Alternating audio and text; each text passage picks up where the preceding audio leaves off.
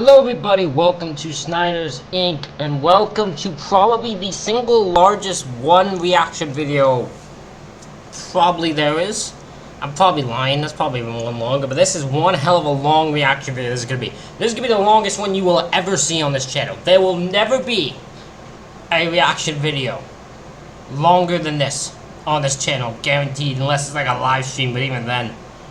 This is gonna be long. This is Top 55 Unsolved Mysteries That'll Keep You Up at Night. This is 3 hours long. For those who hate when I pause shit, oh, you better be ready. It's gonna be long. We'll get right into this, ladies and gentlemen. Hit the like button, hit the subscribe button, comment thing down below. Ooh, let's go. Number 55, Curtis Eccleston. In February 2011, an Air Force technical agent named Curtis Eccleston was killed by an unknown attacker inside his own home. Eccleston's friend and fellow serviceman visited his apartment in Okinawa, Japan, after failing to hear from him for an extended period. The friend was able to enter after finding that the front door was unlocked. However, he had not anticipated walking into a horror scene. The police were called, and along with them, NCIS became involved. According to several officers that visited the crime scene, it was one of the most gruesome scenes they had seen in their careers. It was obvious that whoever was responsible for this attack did so with hate and aggression.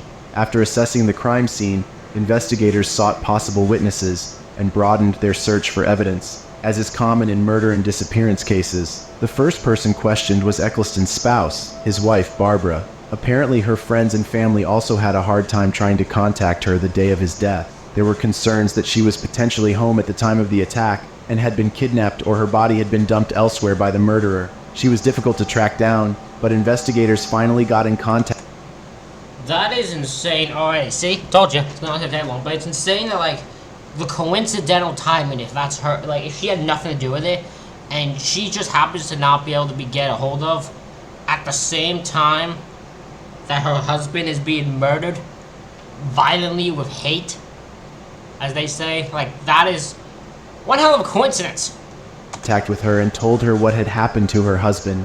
While investigators were busy with Barbara, Eccleston's remains were sent in for an autopsy. The medical examiner was able to piece together what most likely happened to the victim. It appeared as though he was attacked in the kitchen by a killer wielding a large knife. Eventually, he was overcome and fell to the ground. However, the brutal attack did not stop there. When investigators relayed all of this to Barbara, she showed no signs of surprise or confusion. Eccleston and Barbara were on the verge of divorce after she was... Oh boy, wife, that's not, nope, don't act like that. Oh, she wasn't confused, shocked, upset, anything. When they told her all that happened to her husband. Yeah, that's gonna make you look suspicious as hell. Caught having an affair. When questioned, Barbara stated that she was concerned Eccleston had been murdered because he had been involved in drug trafficking. Large sums of cash and baggies of assorted drugs were hidden throughout the house, she claimed. Investigators followed up on such reports but found no traces of those items in their home. There was also no other evidence, witnesses, or even rumors to back up what the widow was reporting. Though Barbara seemed a likely suspect, there was simply not enough evidence to take her to trial, and the murder of Eccleston remains officially unsolved. Number 54, the Springfield Three. 19-year-old Suzanne Streeter and 18-year-old Stacy McCall's graduation day from Kickapoo High School in Springfield, Missouri, was filled with anticipation and excitement as they eagerly... This is going to be one of these videos that we have seen these before. We have heard these cases before, we've done them before. Probably all of these we've seen and heard of before. But it's just, you know, a magnitude of 55 of them. I wanted to react to all of them. Planned to celebrate their milestone achievement together. The two blonde best friends had big plans for the night. They were planning to attend multiple graduation parties. Also, YouTube, please don't mess up anything because of this. I have had it where I've done long videos, and after I do them, you mess up my damn algorithm thing. Just let this be. This will be the only one that'll be this long. There will never be another one that'll have this length to it, okay? Just let it play out, please, YouTube. Put it out to the public and let my algorithm go. Please. With classmates. The following day, they were set to embark on a thrilling adventure to a water park, joined by a group of friends and fellow graduates. However, fate had something different in mind for Suzanne and Stacy. As the evening went on, the duo made their way to their friend Janelle Kirby's house, where further celebrations were happening. They were originally planning to stay the night there, but around 2 a.m., the girls realized that Janelle didn't really have the room for them and decided to return to Suzanne's house to sleep before they all reunited the next day. The next morning, when Suzanne and Stacy failed to show up at Janelle's house for a ride to the water park, concern quickly set in. Janelle and her boyfriend drove over to the house Suzanne shared with her mother, 47-year-old Cheryl Levitt. But as they arrived, an eerie scene awaited them. They quickly noticed that the front porch light was broken, with shattered glass scattered across the porch. Curiously, only the globe encasing the bulb was damaged, leaving the bulb itself intact. Janelle's boyfriend Mike swept up the glass, thinking nothing more of it. It was only after the fact that investigators realized that this kind gesture may have, in fact, destroyed important evidence. Yep. In front of the house, they noticed the cars of all three women parked, but something caught their attention. Suzanne's car, which she usually parked in the same spot every day, was pulled up elsewhere. This raised questions. Had someone else been parked there when Suzanne and Stacy arrived, preventing Suzanne from parking in her usual space? Inside the house, a strange and unsettling emptiness greeted them. The front door stood unlocked, yet Suzanne, Stacy, and Cheryl were nowhere to be found. All they saw were the women's purses and Cheryl's dog Cinnamon, who seemed agitated. Janelle assumed they had just missed Suzanne, Stacy, and Cheryl, believing that they had already left for the water park. However, as they were about to leave, an unexpected phone call interrupted the silence. Janelle answered, and the male voice on the other end made lewd remarks before Janelle hung up the phone. The same caller tried again, making innuendos over the line before Janelle once again hung up in disgust. Hoping that the three had already headed out for the water park, Janelle and her boyfriend left, believing that they would reunite with their friends in a few hours and still enjoy the day's activities together. However, when there was no sign of them, Janelle became even more worried. Stacy's mom, Janice, became worried when she had also not heard from her daughter and ended up heading to Suzanne and Cheryl's home to look for her. When she realized her daughter's car was parked out front, she went to the house to investigate. While there, she realized that the clothes her daughter had been wearing the night before were neatly folded in the home. She also saw that there was a new message on the answering machine, and playing it back said that it was a strange message. However, in listening to it, it was inadvertently erased. Investigators do not believe that it was linked to the calls that Janelle had received while she was in the home. McCall's parents contacted police while they were still at Suzanne and Cheryl's home, and an extensive investigation was launched. Search efforts expanded across the area, with divers, police dogs, and the FBI joining the search. Despite the collective efforts and media attention, each promising lead seemed to lead to yet another dead end, leaving investigators and loved ones in a state of frustrating uncertainty. Amidst the frenzy of media coverage, the case captured the hearts of the public, with daily updates broadcast in the days following their disappearance. The community yearned for a resolution, for any clue that could unravel. To think that just 3 people can just disappear like that is one of those ones where it's hard to believe. You wouldn't believe that 3 people, just in the blink of an eye, could just disappear. Like nothing.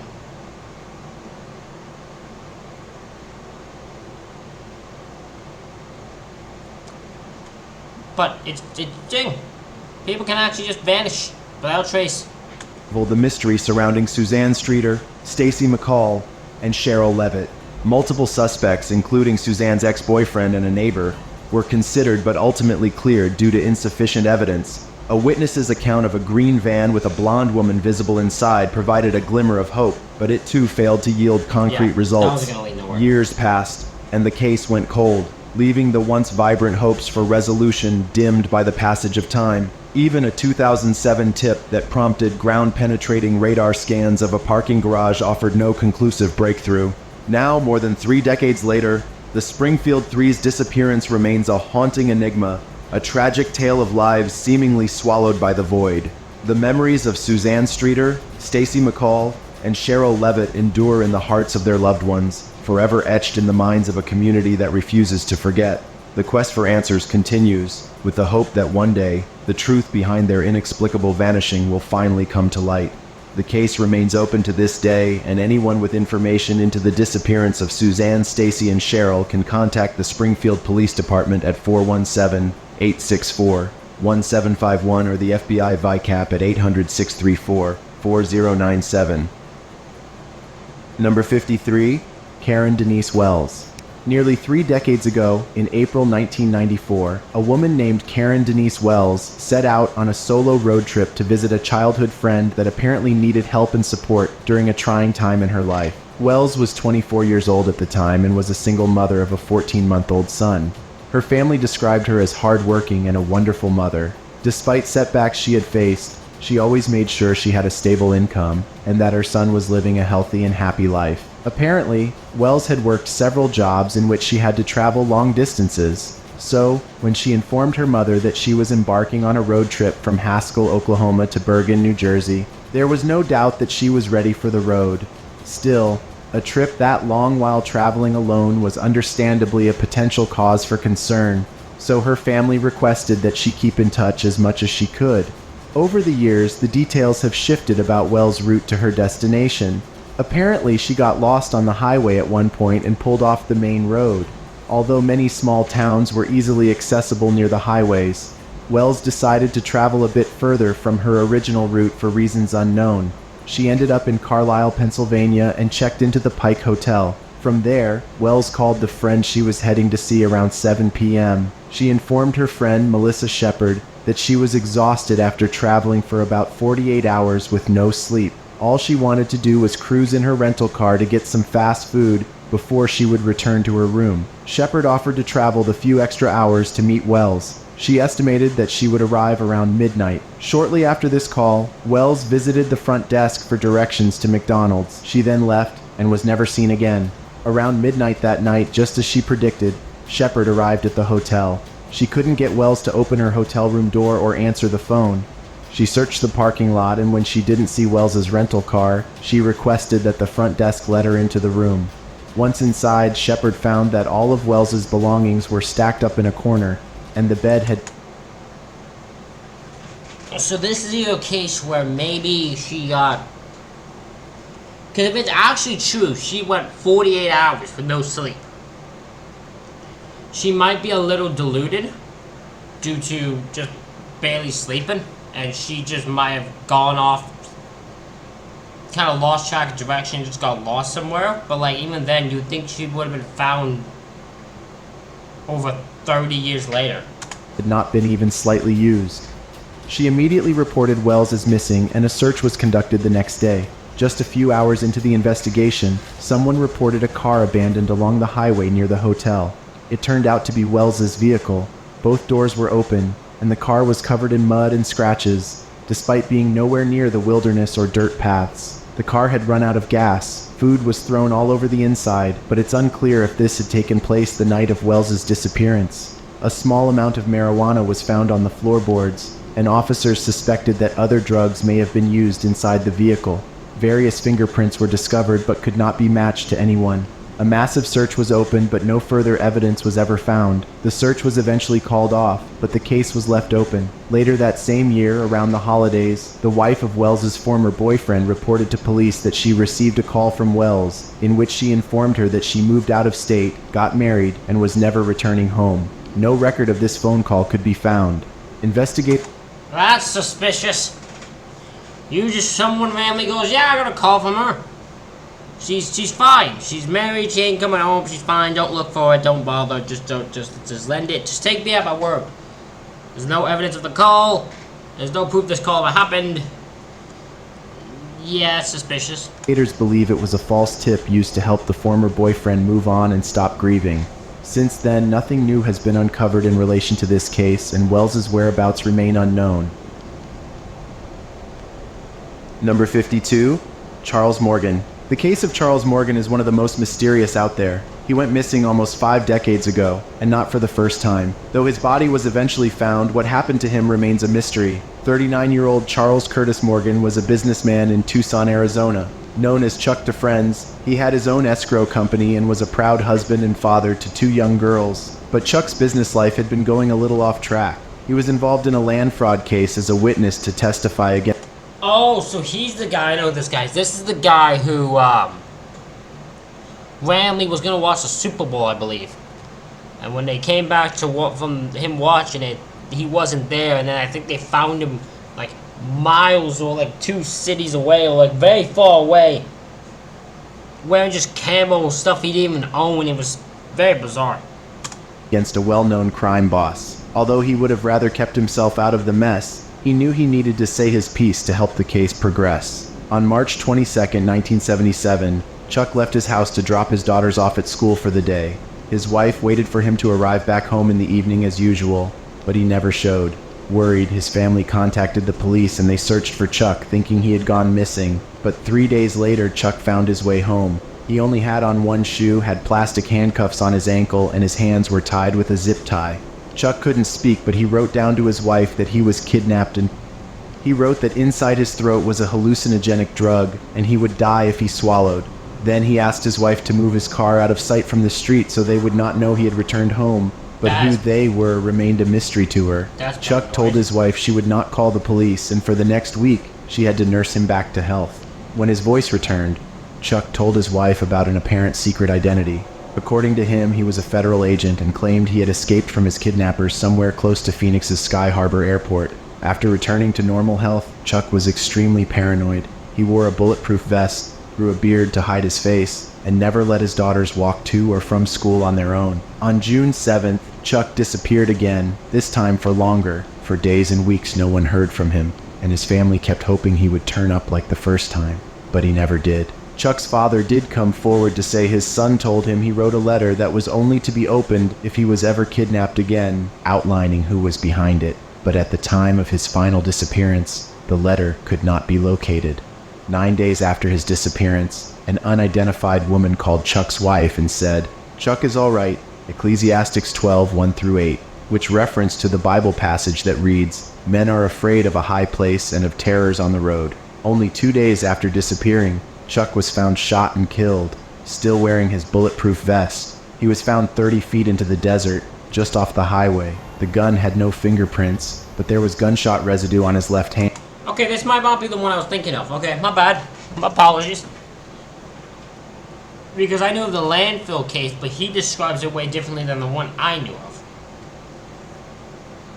Because it's still somewhat the same one, because it's the same case he had to testify on and before he disappeared. But this guy describes it way differently than I did. And in his car was a note in his handwriting outlining the location of the scene, weapons, ammunition, and one of his own teeth wrapped in a handkerchief. There was also a pair of sunglasses that his wife claimed were not his. Strangely, there was also a $2 note clipped to his underwear, and written on it were 7 Spanish names and Ecclesiastes 12, another series of Bible verses. 2 days after his death, a woman called the Pima County Sheriff's Department, claiming she had been to meet him at a motel shortly before he died, and also claimed to be the woman who called Chuck's wife days earlier. According to this woman, Chuck let her see a briefcase of money days before his death, and said this was going to get him out of a contract with the gang. Despite the paranoia displayed by Chuck and all the odd events taking place in his life before his death, there is still no conclusion about how Chuck died, or even whether his death was or the work of another. Number 51, the Hornet Spooklight. In 1936, Well, it can't be a self-inflicted, because if it's self-inflicted, you'd find everything. Like, you'd find the weapon, you'd find everything, because no one's, it wouldn't just vanish. So I don't think it was self-inflicted. reports began to flood into local law enforcement and media publications of a strange light being that had been sighted near the border between Missouri and Oklahoma. These occurrences took place a few miles west of Hornet, Missouri. Therefore, the light was named the Hornet Spook Light, or more simply, the Spook Light. The 1936 sightings were the first officially recorded reports of the sightings, but the history might date back as far as the 1830s. Back then, reports of the flash were shared by word of mouth, warning wanderers to stay away from the light. Some versions of those stories reported that 2 young Native American men were walking along what is now a wooded path when they were hunted down and attacked, and it is their ghosts or spirits that can be seen casting the mysterious light. However, these early stories cannot be confirmed. In the early 1940s, just a few years after the first documented reports, residents of the area and surrounding towns began to advocate that local and federal government agencies provide more funding and resources towards studying the light. This was because sightings were experienced in other areas of town, including near hiking trails and over farmlands. Residents were worried that the strange light might be dangerous and even evidence of supernatural or extraterrestrial presence. Finally, after I was gonna say that's ridiculous, but then I was like, it's the 1940s, so people were probably more paranoid of things then and more unsure of things then than we are now.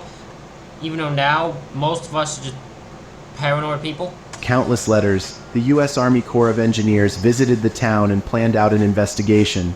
Despite months of work, the professionals failed to come any closer to solving the mystery and providing answers. The spook light is described as a large ball or orb that hovers above the tree lines, moving very slowly. The light has most commonly been described as yellow, red, and orange, but there are a handful of accounts in which witnesses describe the light as a bright green or deep blue. Another intriguing detail about the light is that, according to some, you must remain completely silent while waiting to see the show, because apparently excessive noise of any kind will scare off the spectacle. Most reports are similar in detail, which some say disproves the assumption that people are just imagining the mysterious lights. However, most skeptics believe that the spook light is actually the reflection of distant car headlights. Number 50, Jessica Chambers. To this day, 9 years after a young woman was killed, her family is still holding out hope that justice will be served. Jessica Chambers from Cortland, Mississippi was only 19 years old when her life was stolen from her. It's hard enough to lose a loved one at all, but knowing the details of Chambers' suffering in her last hours of life was more than enough to shatter the hearts of those that knew and loved her. Chambers had a history of drug use, and around the age of 17 she began spending time with gang members. She met her then-boyfriend, who was about 10 years older than her, hanging out with this crowd. That same year, her brother lost his life in a car accident, which caused her to spiral more deeply into self-destructive behaviors. As far as her loved ones knew, she was clean off the drugs, and at the time of her disappearance, her boyfriend was also serving a prison sentence when she disappeared. At the age of 19, the former cheerleader and social butterfly was in recovery, working an honest job, and trying to build towards her future. Although her family was against the idea, she still hung out with friends from her drug use days, and she remained committed to her boyfriend, patiently awaiting his release from prison. Because of the crowd Chambers spent her time with, she often met questionable people. After her death, investigators started to build a timeline of Chambers' whereabouts throughout the... Yeah, the worst people to hang out with if you're clean off of drugs is drug people. Because they don't like you, they don't want you around if you're not on drugs. They want you around when you're on drugs. That's all they want.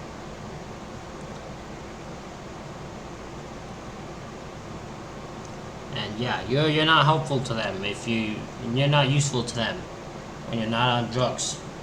The day before her disappearance and death, in an official statement, Chambers' mother shared that on Saturday, December 6, 2014, her daughter woke up earlier than usual to meet friends for a day of fun. She was gone for several hours, and when she came home, she seemed stressed and tired, according to her mother. Chambers headed directly to her room where she laid down for a nap.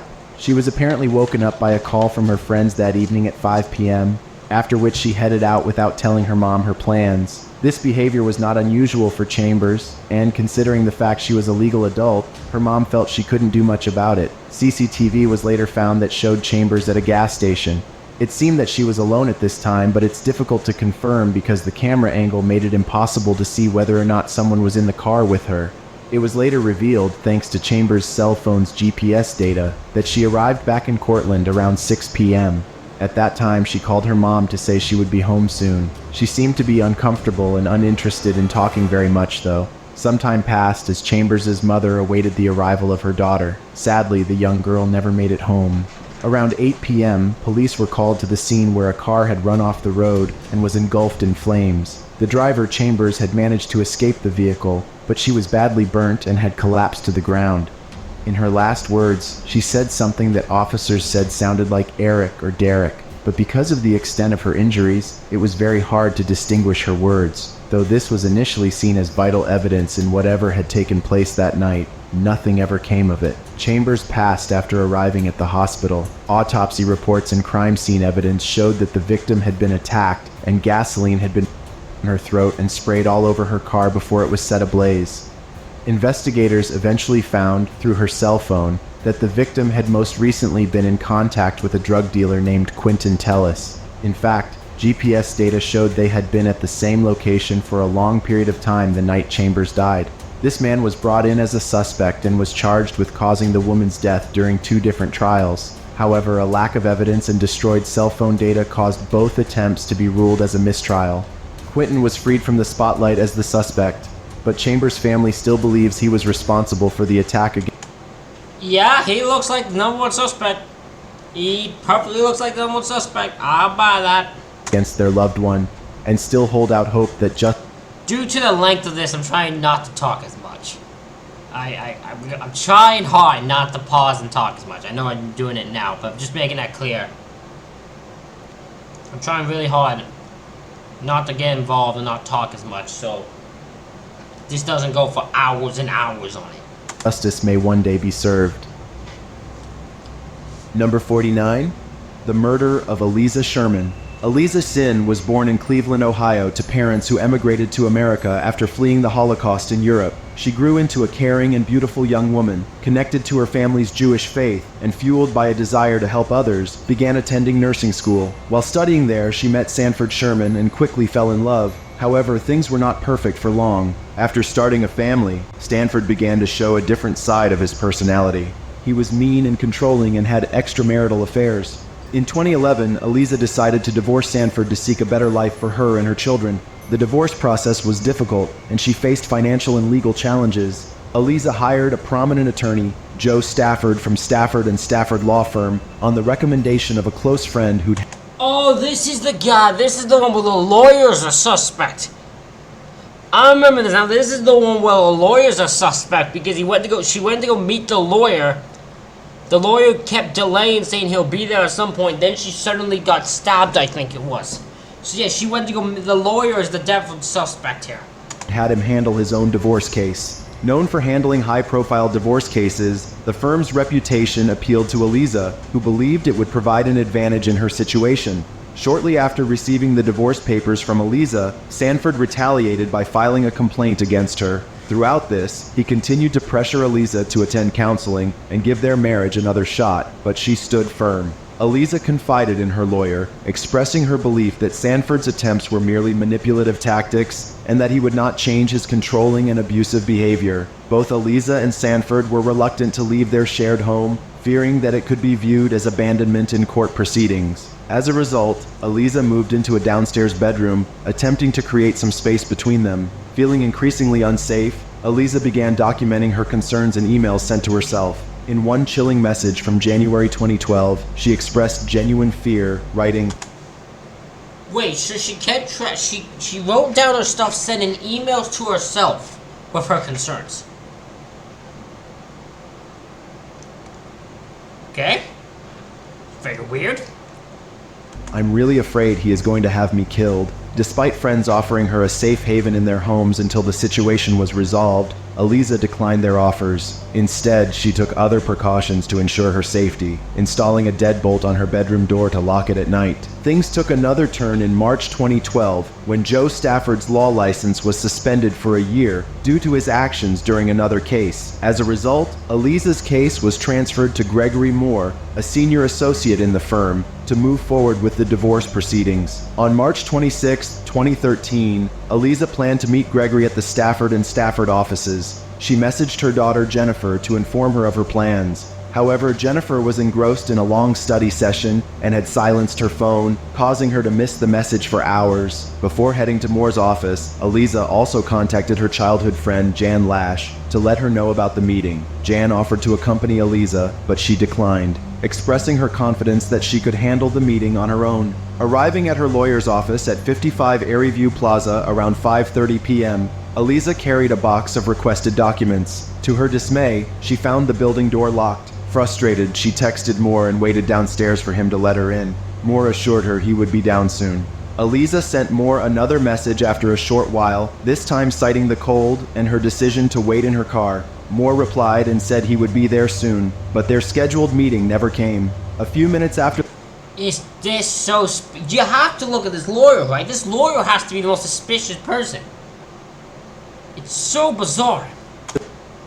The messages were exchanged, Eliza was viciously attacked by an unidentified assailant who sneaked up behind her and her 11 times, 8 times in the back, twice in the neck, and once in the arm. Despite the man's desperate efforts to aid her, Eliza's strength waned, and she eventually lay down on the sidewalk. Paramedics, alerted by the 911 call, arrived promptly, but tragically, Eliza was pronounced dead at Metro Health Medical Center at 6:14 p.m. The police immediately launched a thorough investigation to find her killer. The first crucial piece of evidence was CCTV footage captured near the crime scene. The footage showed a hooded man with a noticeable limp running away from the area shortly after the attack. This individual was wearing jeans and a green jacket. Despite releasing the CCTV footage to the public and conducting extensive interviews, no significant leads emerged in the initial stages of the investigation. The police faced the daunting task of connecting the dots between Eliza's troubled marriage, the messy divorce proceedings, and the motive behind her murder. During the investigation process, Eliza's lawyer, Gregory Moore, came under suspicion due to his behavior and involvement in the case. I'd say Eliza had voiced her concerns about Moore being rude, indifferent, and often late for crucial meetings and filings related to her case. The attorney-client relationship was fraught with tension, and Eliza's lack of trust in Moore became evident. However, despite the suspicions surrounding Moore, forensic analysis of his phone placed him nowhere near the crime scene at the time of the I don't believe you. There's no way it's not him. He's too suspicious. If he's not the one who actually stabbed her, he set up so she could... He's not... There's no way this lawyer's not involved in this. There's no way. It's too suspicious. attack. The police had to look elsewhere for potential suspects. Another key figure in the investigation was Sanford Sherman, Eliza's estranged husband. Yeah. The police discovered a web of complex financial transactions and concealed finances related to their divorce. Over $1 million had been transferred from their joint accounts to Sanford's private accounts, raising eyebrows about his financial motives. Disturbingly, Eliza had emailed herself expressing fear that Sanford might have her killed. These emails provided insight into the troubled dynamics of their relationship and the dangers she felt she was facing. Additionally, Sanford's alleged involvement in illicit affairs and strip clubs raised concerns about his character and potential motives for wanting Eliza dead. His embezzlement of money from Eliza's accounts further incriminated him in the eyes of her family. Perhaps the most compelling piece of evidence was their daughter Jennifer Sherman's deposition against her father. Jennifer accused Sanford of embezzling around $2 million from her mother's accounts. A forensic accountant's investigation revealed that Sanford used the embezzled money for various expenses, including strip clubs and gifts and dates for his affair partners. The police developed a theory that Sanford might have paid off Gregory Moore to set a trap for Eliza. With a critical court hearing related to their divorce scheduled just 2 days before her murder, Sanford might have been deeply concerned about potential losses in the proceedings or worried that his embezzlement might come to light. Despite mounting evidence against Sanford, a judge ruled that there was no concrete evidence indicating he was guilty of the crime, preventing the police from bringing criminal charges against him for Eliza's murder. To this day... What? How? What do you need? Sure, there's not him, like a freaking weapon that clearly has his DNA on it, but that circumstantial is a pretty freaking good one, I'd say. I've seen worse ones that go to court. How did this one not? Today, the case remains unresolved, leaving Jennifer and her family devastated and without the closure they sought. Anyone with information about Eliza's murder can call Crime Stoppers of Cuyahoga County at 216-252-7463. Number 48, Dorothy Arnold. A well-known debutante in the late 19th century, Dorothy Arnold went missing on a typical afternoon stroll in the bustling city of New York, with no witnesses around to bring her mystery a close. Dorothy Arnold was born on July 1, 1885 in New York City. She was a socialite and heiress to a very wealthy family. The second child of 4, her father was a perfume importer by the name of Francis Rose Arnold, and her mother was Mary Martha Parks Arnold. All of her siblings grew up to marry wealthy or work in the import business, leading them to more money than they knew what to do with. Dorothy studied at the Velton School for Girls and then Bryn Mawr College in Pennsylvania, where she studied literature. After graduating in 1905, Dorothy lived at the family home on 79th Street and attempted a career as a writer. In the spring of 1910, Dorothy submitted a piece to McClure's magazine, but it was rejected, and her friends and family often teased her about this, finding her aspirations amusing. Many of her future submissions were also rejected, and according to her friends, she was increasingly embarrassed about the lack of success. On the morning of December 12, 1910, Dorothy said to her mother she was off to buy a dress for her sister's upcoming debutante party. Her mother offered to go with her, but Dorothy was insistent on going alone. She left the family home around 11 a.m. with about $25 in cash on her and walked to the Park and Tilford store on the corner of 5th Avenue and 59th Street. Around noon, Dorothy purchased about a half-pound of chocolate, putting this on her account with the store, and then walked 22 blocks to Brentano's bookstore. Here she purchased a book and conversed with the clerk. None of the store employees she interacted with that day recall anything unusual about her behavior. Outside the store, Dorothy ran into a friend named Gladys King, who remembers Dorothy being in good spirits at the time. Dorothy told Gladys she was going to walk home through Central Park and took off in that direction at around 2 p.m. By the early evening, Dorothy's family was expecting her to return home for dinner, but she didn't show. She never missed meals with her family, and they were worried when she didn't arrive. They called her friends, but no one had seen her. Just after midnight, one of Dorothy's friends called the house to see if she had returned, to which her mother said she had, but that Dorothy had already gone to bed with a bad headache. Fearing that their daughter's disappearance would cause a stir in the media, the family hid it, refusing to even report it to the police. This is just stupidity. This is when richness and that is stupidity. Instead of being concerned with finding their daughter, they were concerned about protecting themselves. So they'd rather not report it to police and have everyone be thinking she's fine until they actually have to do it way later, and it causes problems with looking for her.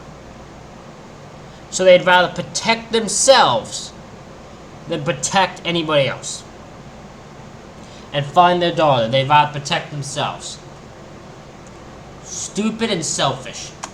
They wanted to keep it out of the press in case Dorothy chose to return home in the coming days. Dorothy's family searched her room and found all of her belongings in place, aside from what she had taken to go shopping for the dress. Eventually, the family hired a private investigator who searched nearby hospitals, jails, and even marriage records, but found no sign of where Dorothy had gone. The private detective convinced the family to notify the police, and so they did. On January 25, 1911, Dorothy's father held a press conference wherein he informed the public of his missing daughter and asked for their assistance. Over a month and a half later, it took him to announce that his daughter was missing. So there was time for whoever probably took her to take her somewhere, drive off with her. Time to take her away, far away from New York. During the investigation, reporters found out Dorothy had lied to her family before, telling them on occasion she was going out of town, but was actually spending time with a man named George Griscom, but he denied knowing anything about her whereabouts. There were some speculated sightings since her disappearance, and even one letter which showed up at the police station allegedly signed Dorothy that read, "I am safe." However, Dorothy's family never believed she really sent this letter. There is still no answer to what happened to Dorothy on her way home that day, or if she even intended to go home. Number 47, the Black Flash of Provincetown. The tight-knit small town of Provincetown, Massachusetts was terrorized by an entity in late 1939. The supposed monster that found its way into the headlines for several months had a number of dramatic names. It was referred to variously as the Provincetown Phantom and the Devil of the Dunes. However, its most commonly used title was the Black Flash, which referenced its dark appearance and reported super speed. A group of children walking through their neighborhood one dark night were the first witnesses to cross paths with the Black Flash. The entity jumped out onto the sidewalk from a bushy area, far from streetlights. The children immediately ran home after their encounter, filled with fear and confusion. According to the group, the creature produced a screeching sound similar to a banshee. It went on to chase after them, but only for a few short seconds. They recollected that a maniacal, bestial laugh echoed from the monster. When the children were questioned by their parents, they all had the same exact story with identical details. While children are known to have wild imaginations, it would be difficult for them to have all made the same report with identical details if there hadn't been some truth to their story. That's fair, okay? I will give them that. That is fair. It would be hard for all of them to come up with the same story, the same details, the same information, the same everything, if it was not a part of truth, there was not some truth to it. I will give them that. The children's description of the creature's appearance was truly haunting. According to their description, it had 2 glowing silver eyes, but no other details were visible in its face. The rest of its body was pitch black as well. It was humanoid but abnormally tall, and had long, thin arms that hung below its knees. The young witnesses also stated that it exhibited an unbelievable superhuman speed. One child said that it was probably faster than a car. After this initial incident, reports of the Black Flash Wait, why would some entity that wanted to chase you, if it was so fast it was faster than a car, how did it not catch up to you, or why did it let you go? That just seems bizarre to me. continued from one end of town to another. Most of these reports came from children. Some shared that the creature jumped out and chased them, like the first group reported. Others stated that they witnessed the Black Flash rummaging through garbage, standing along the side of empty dirt roads at night, or even attacking small animals. Eventually, reports started to pop up from adults as well. One woman, Marie Costa, recalled her experience with the entity from a few days after the first children made their statements. According to her story, she was walking near the town hall one night after a day of errands when she passed an area of bushes near the entrance to a dark alley. The Black Flash lunged out of hiding and tried to grab Marie while screeching and growling. She was able to escape his grasp and ran to a late-night cafe. While employees of the cafe comforted Marie, a group of men gathered to hunt down the Black Flash. However, their search proved fruitless. The allegedly supernatural being was never captured. Over time, sightings began to decrease and fear settled down, but horror stories about the Phantom continued to be passed down for generations and remain a part of Provincetown's memory to this day. Really? Number 46, Malin Ortiz. 10 years ago, a young 15-year-old girl mysteriously vanished from her hometown in Calvia, Spain. Malin Ortiz was described as a very bright and outgoing young lady. Friends and family said that everywhere she went, she made new friends. She was also a talented skateboarder and spent a lot of her spare time hanging with friends at a skate park in her neighborhood. It came to light during the investigation into her disappearance that Ortiz didn't have a very healthy family system. She lived with her father and brother in a small home and allegedly had some conflicts with her father. It was reported that they argued often. A few years before she disappeared, her father found her in bed with a boy her age. Hospital records showed that around that same time, Ortiz was admitted for care after being badly. Although there was no Yeah, I wonder what happened there. I wonder what happened. The father found her in bed with the same guy, with a guy her age, and then just so happened at around the same time she ends up in the hospital for being badly beaten. I wonder what happened there. follow-up to this incident. Staff found it obvious that the young girl's father was at fault for the abuse. Ortiz was also reportedly experimenting with drugs around this time. Her father had a criminal history and was at one point sentenced to 6 years in prison for attacking his ex-girlfriend. Ortiz's parents had divorced when she was young and she did not have regular contact with her mother. Ortiz and her brother were allegedly forced to live on the streets for a short period of time before they were welcomed into their father's home. After her disappearance, investigators began to question if Ortiz had vanished of her own free will to get away from her bad situation. On the day of her disappearance, December 2nd, 2013, Ortiz finished up a regular day of school and caught a bus to head home. She realized on the way there that she had misplaced her house key. She decided to take a different route and go to her boyfriend's house, who lived in another small town just a few miles away.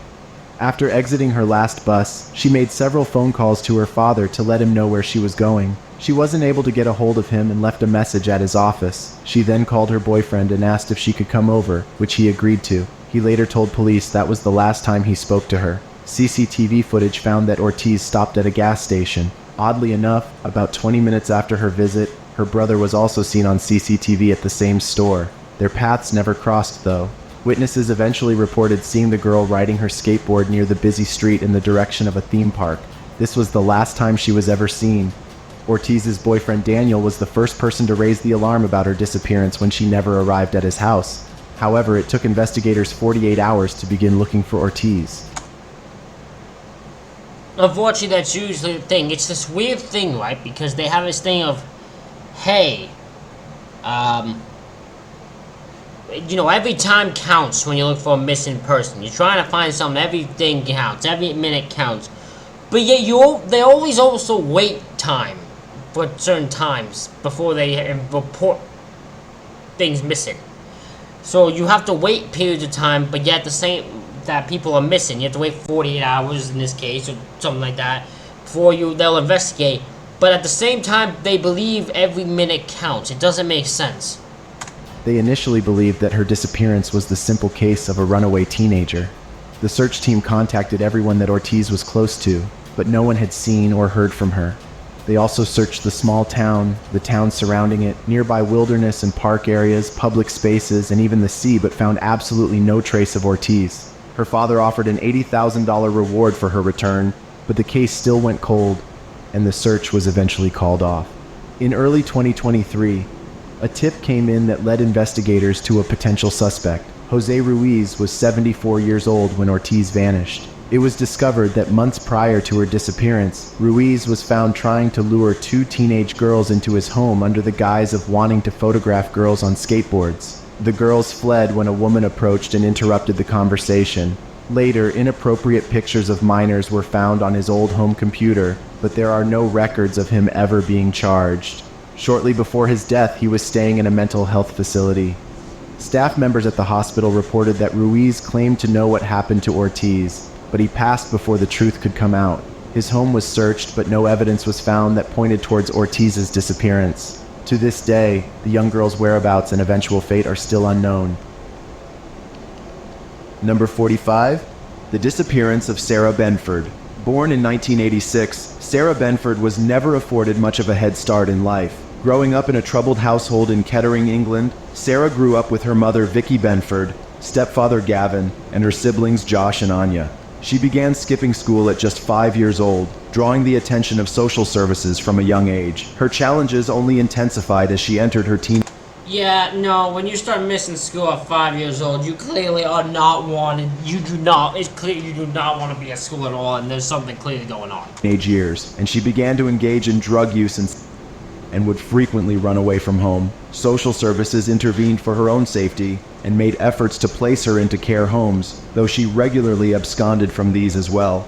On April 6, 2000, after a heated argument with her mother, 14-year-old Sarah disappeared without a trace. She made a distressing call to her mother, admitting to using heroin and refusing to return to Welford House, where she had been staying. Her mother called the police for help, but they declined to respond as Sarah was a chronic runaway. Shortly after that call, Sarah vanished, leaving behind her.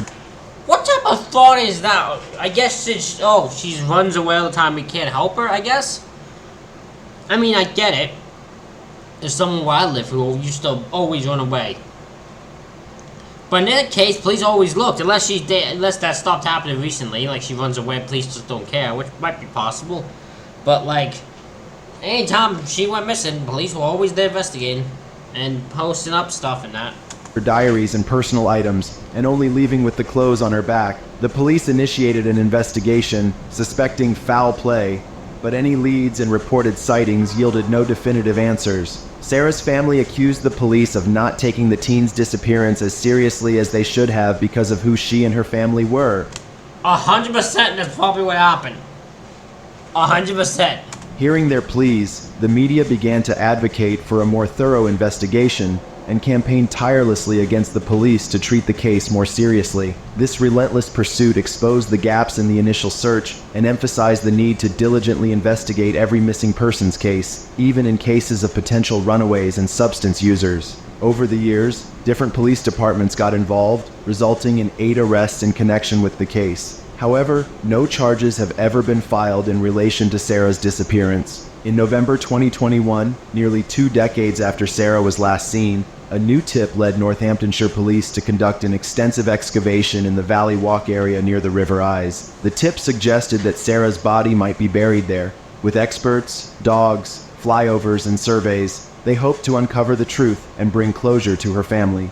Unfortunately, the search yielded no remains or further evidence, leaving the mystery unsolved and her family still searching for answers. As of March 2023, no further leads or suspects have emerged in the case. Detective Superintendent Joe Banfield, who oversaw the investigation, spoke about the recent spate of activity in the case, saying, "The dig in the Valley Walk area of Kettering, which was conducted at the end of 2021, was in response to credible information that Sarah may have been buried at that location. Unfortunately, she was not found. Sarah went missing more than 22 years ago now, but we will never give up trying to find her body and potentially tracing her killer or killers. If you're watching this and believe you have information relating to the disappearance of Sarah, please call 101 or Crime Stoppers anonymously on 0800-555-111.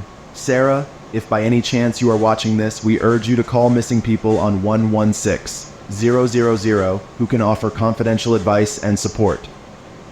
Number 44, Cynthia Anderson. A case that has stunned investigators since the day it began. Cynthia Anderson's case revolves around a secret admirer and possible stalker. Though there have been a few leads since the day she disappeared, investigators have not been able to solve her case. Cynthia Anderson was a legal secretary living in Toledo, Ohio. She was described as quiet and friendly, and was planning on quitting her job in about 2 weeks to attend Bible college alongside her boyfriend. The 20-year-old was looking forward to entering a new phase in her life, but in the weeks before her disappearance, she seemed haunted. Cindy ultimately disappeared on August 4th, 1981, but her ordeal began long before that. About a year before, someone graffitied the building across from her office in large letters declaring, "I love you, Cindy," by GW. She mentioned this incident to a few friends, but ultimately shrugged it off as a possible coincidence. Perhaps someone else was named Cindy. Besides, she didn't know anyone with the initials GW. A few weeks later, writing returned, even more visible than before. Not long after this, an unknown caller started calling her office number to harass her. The office had to lock the door at all times, even during business hours, and an emergency buzzer was put in her desk in case she ever needed it. One day, while sitting with a client in the office, a phone call came in that Cindy answered. According to the client, Cindy listened for only a brief moment and then hung up, turning white as a ghost. The phone rang again, and she quickly hung it up as well. When the client asked if she was okay, as she was clearly distraught, she told them she was fine. However, the client was so disturbed by how shaken Cindy had appeared that he called the police later that day to request a welfare check on her. On August 4th, 1981, Cindy arrived at work as usual at 8:30 a.m. She was usually alone in the early morning hours. Around noon, when the lawyers arrived, Cindy was nowhere to be seen. The door was locked from the inside, but Cindy wasn't there. The office reeked like nail polish remover and all the phones were on hold. Her book was open on her desk, and one colleague observed that the story had been opened to the one violent scene in the novel, about a woman being abducted at gunpoint. Cindy's co-workers were immediately worried and alerted the police, though there were no signs of struggle, and her car was still parked in its space in the lot. Cindy's purse and keys were missing. The police noticed that no calls had been connected after 10 a.m., so they suspected that this would have been about the time she disappeared. They had no leads to go on, but put out alerts through the media and requested that anyone with information about the young woman reach out and let investigators know what they knew. Shortly after Cindy disappeared, police did receive a call. In hushed tones, a woman on the other end of the line requested to remain anonymous. She said that Cindy was alive and was being held in the basement of a white house, but the line went dead before investigators could ask questions or the woman could provide any additional information. Police investigated, but that lead ultimately went nowhere. Cindy had no known enemies, and no one had any apparent reason to hurt her. Her bank accounts have never been touched, nor her identity used. The man who wrote on the wall outside her office stepped forward to clear his name months after, claiming his message was for another Cynthia. If you have any information about Cindy's whereabouts, please contact the Toledo Police Department at 419-255-8443. Number 43, the Kentucky Meat Shower. On March 3, 1876, ranchers and farmers in Rankin, Kentucky were waking up in preparation for a day like any other. As spring was approaching, the weather was clear and sunny. There were no threats of storms on their way, so citizens of the countryside weren't expecting rain to interrupt their work that day. Strangely enough, though, there did come a downpour between 11 a.m. and 12 p.m. It only lasted a few minutes as residents hurried to their porches to avoid what was raining down. The sky was still clear and devoid of heavy clouds, but that's not what made this event so puzzling. Instead of rainwater falling from the sky, chunks of meat were plummeting to the ground all over the countryside. Although this may— I can't believe this can't be real. I will fight this till I die. This cannot be a real story. This can't be real. There is no way there was a case that happened where a bunch of meat came raining down over this. That can't be an actual real thing. There's no way. May sound hard to believe, it actually did happen. No there were way! many witnesses from the area that came forward after the storm to report on their version of events and help investigators determine the cause of. There is no way this is real. I need something, some evidence that proves this. I can't buy this is real. The mysterious storm. A woman known only as Mrs. Crouch and her husband were amongst the first witnesses to report what they experienced. Mrs. Crouch explained that she was working on her porch when the storm began. According to her, a strong gust of wind blew over the area.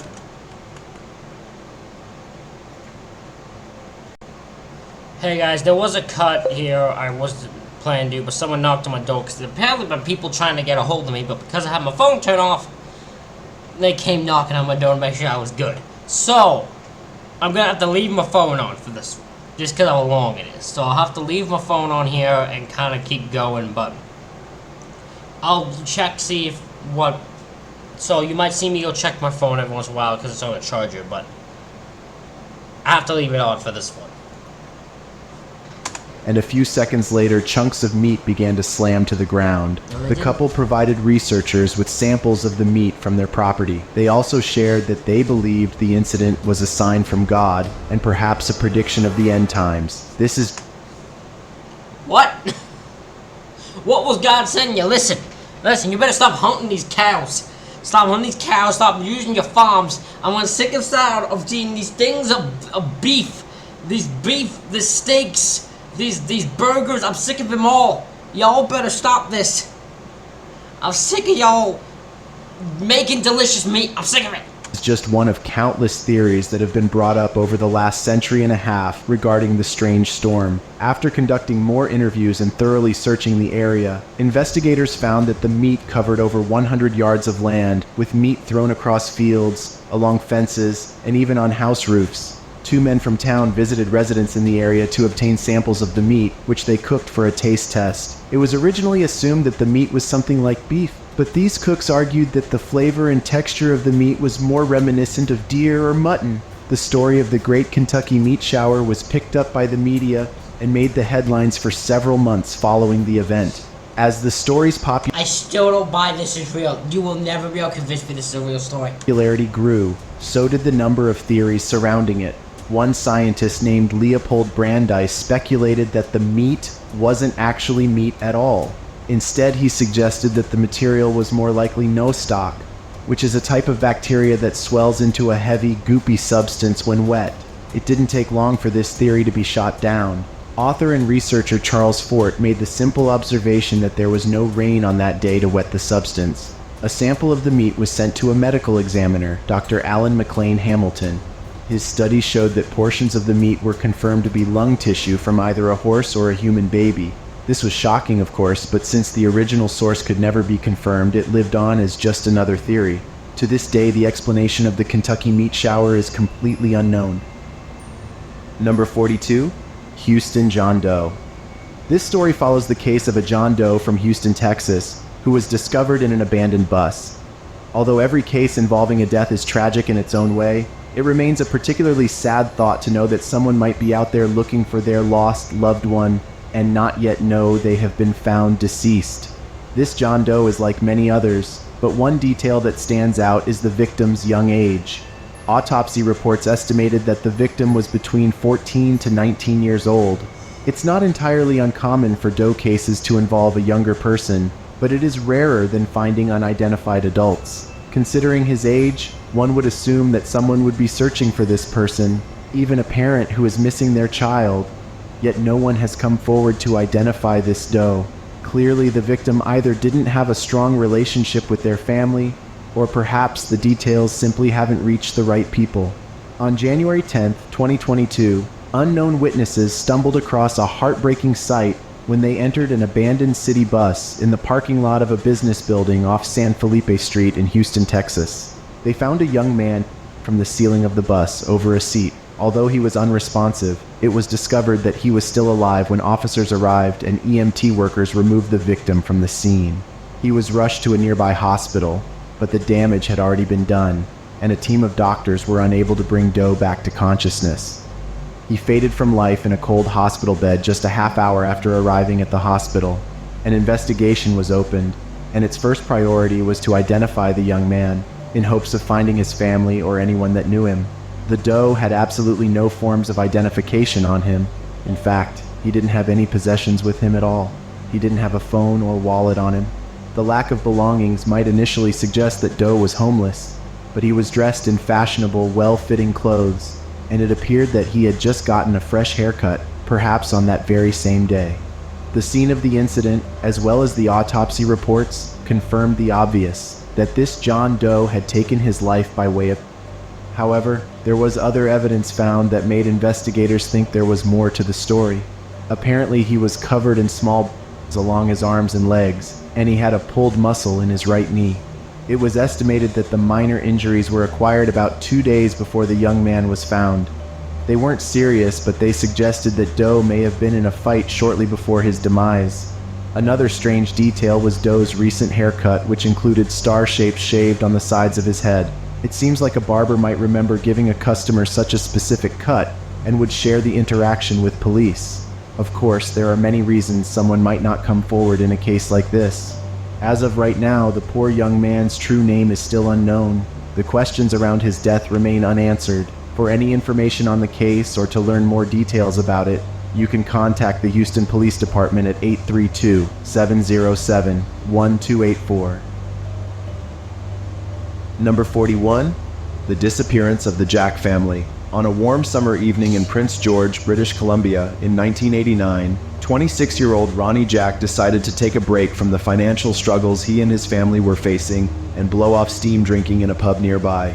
After losing his job due to a back injury, Ronnie, his wife Doreen, and their 2 young children, Russell and Ryan, were barely making ends meet on welfare. But on that evening, it seemed Ronnie's luck was about to change when he walked into the First Leader pub. At the pub, Ronnie encountered a mysterious man who approached him and offered him and Doreen a potential job opportunity at a ranch or logging camp near Klukol's Lake. The couple saw this as a chance to escape their financial woes and provide a better future for their children. I still will repeat what I said when they first heard this story. I'd be suspicious of this immediately. I'm guessing I would have a reason to be, and there's proof here of what the reason is. Excited about the prospect of a fresh start, Ronnie contacted his brother at 11:16 p.m. to share the exciting news of the camp job. He called his parents in Burns Lake 2 hours later to share the news and let them know of their plans to be home before their children need to be back at school. However, during the phone call with his mother, Ronnie made a haunting comment to his mother saying, "If you don't hear from me, come looking." His mother hoped that he was merely joking and tried to push any negative thoughts out of her mind, wishing her son luck in his new endeavor. At 1:21 a.m. on August 2nd, 1989, neighbors saw Ronnie, Doreen, Russell, and Ryan leaving their home and climbing into the mysterious man's dark-colored pickup truck. It was the last time anyone ever saw them. 23 days later, on August 25th, 1989, a missing persons report was filed for the entire family since friends and family had not heard from them. However, with a lack of leads and evidence, the police were at a loss as to where to even begin searching. Nearly 7 years after the family were last seen, an anonymous call was made to the police with a chilling message. The Jack family are buried in the south end of Inaudible Ranch. Despite efforts to trace the caller's identity, the lead remained unresolved. Over the years, the Royal Canadian Mounted Police, RCMP, tirelessly pursued answers. They conducted interviews, gathered documents, and searched properties, but the fate of the Jack family remained elusive. In 2019, a more recent search occurred on the Sayikoos First Nation Reserve using advanced techniques, but no clues were found. The main suspect in the case was the mysterious man who offered Ronnie the job at the First Leader pub. Witnesses provided descriptions, but his identity remains unknown. In spite of the community's support and the relentless efforts of law enforcement, the case of the missing Jack family remains unsolved. The disappearance of Ronnie, Doreen, Russell, and Ryan Jack continues to haunt Prince George, leaving unanswered questions and a sense of mystery that endures to this day. Despite the 3 decades since they were last seen, the fate of the Jack family and the identity of the enigmatic man from the First Leader pub remain shrouded in mystery. If you know anything about the disappearance of this deeply missed family, you can contact Prince George's RMCP at 250-561-3300 Or, if you wish to remain anonymous, you can call Canadian Crime Stoppers at 1-800-222-8477. Number 40. Natalie Holloway. The case of Natalie Holloway has haunted investigators for more than a decade, forcing them to look into murderers who deny involvement in her disappearance. With no proof and no guilty pleas, her case continues to remain unsolved. Natalie Holloway was an 18-year-old from Mountain Brook, Alabama, a small city just outside of the larger metropolis of Birmingham. To celebrate her graduation from Mountain Brook High School in 2006, where she was an honors student, Natalie and some schoolmates traveled to the Caribbean island of Aruba.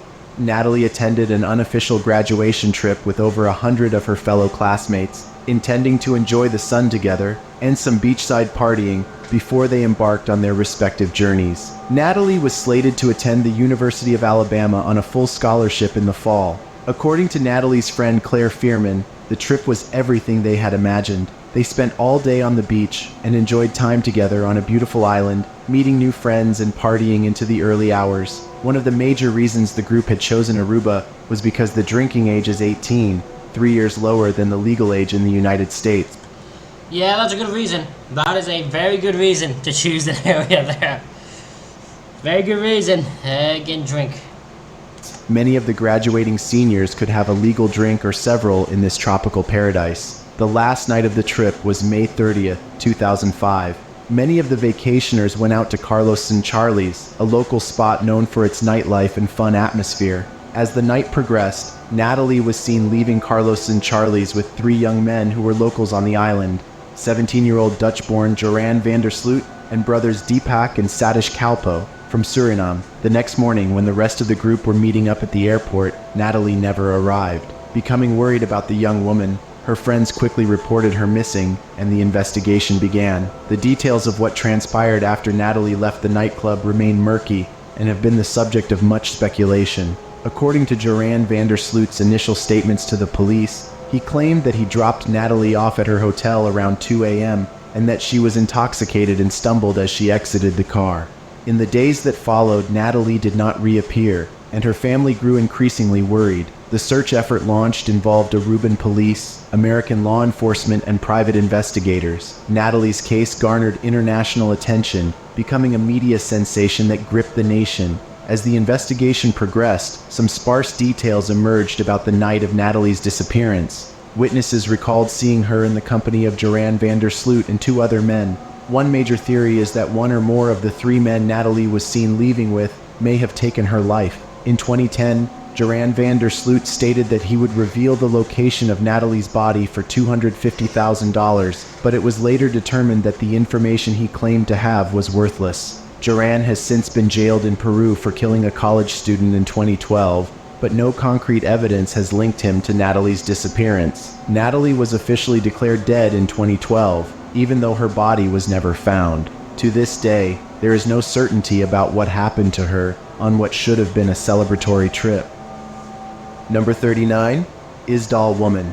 About 53 years ago, on November 29, 1970, the body of a woman was found in a wooded region in Bergen, Norway. The stretch of nature is called the Isdalen Valley, also known as the Ice Valley or the Death Valley. A family was walking along a trail in Isdalen when they caught a whiff of a strange smell. At first they were confused, but they eventually identified the scent as smoke from a fire or burning meat.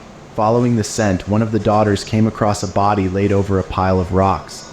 The body was badly charred and smoke was still emitting from her body. The father rushed to get his family away from the scene to protect his children from witnessing the horror any further. He then went straight to local police to report what he had found. Investigators were met with a harrowing scene when they arrived.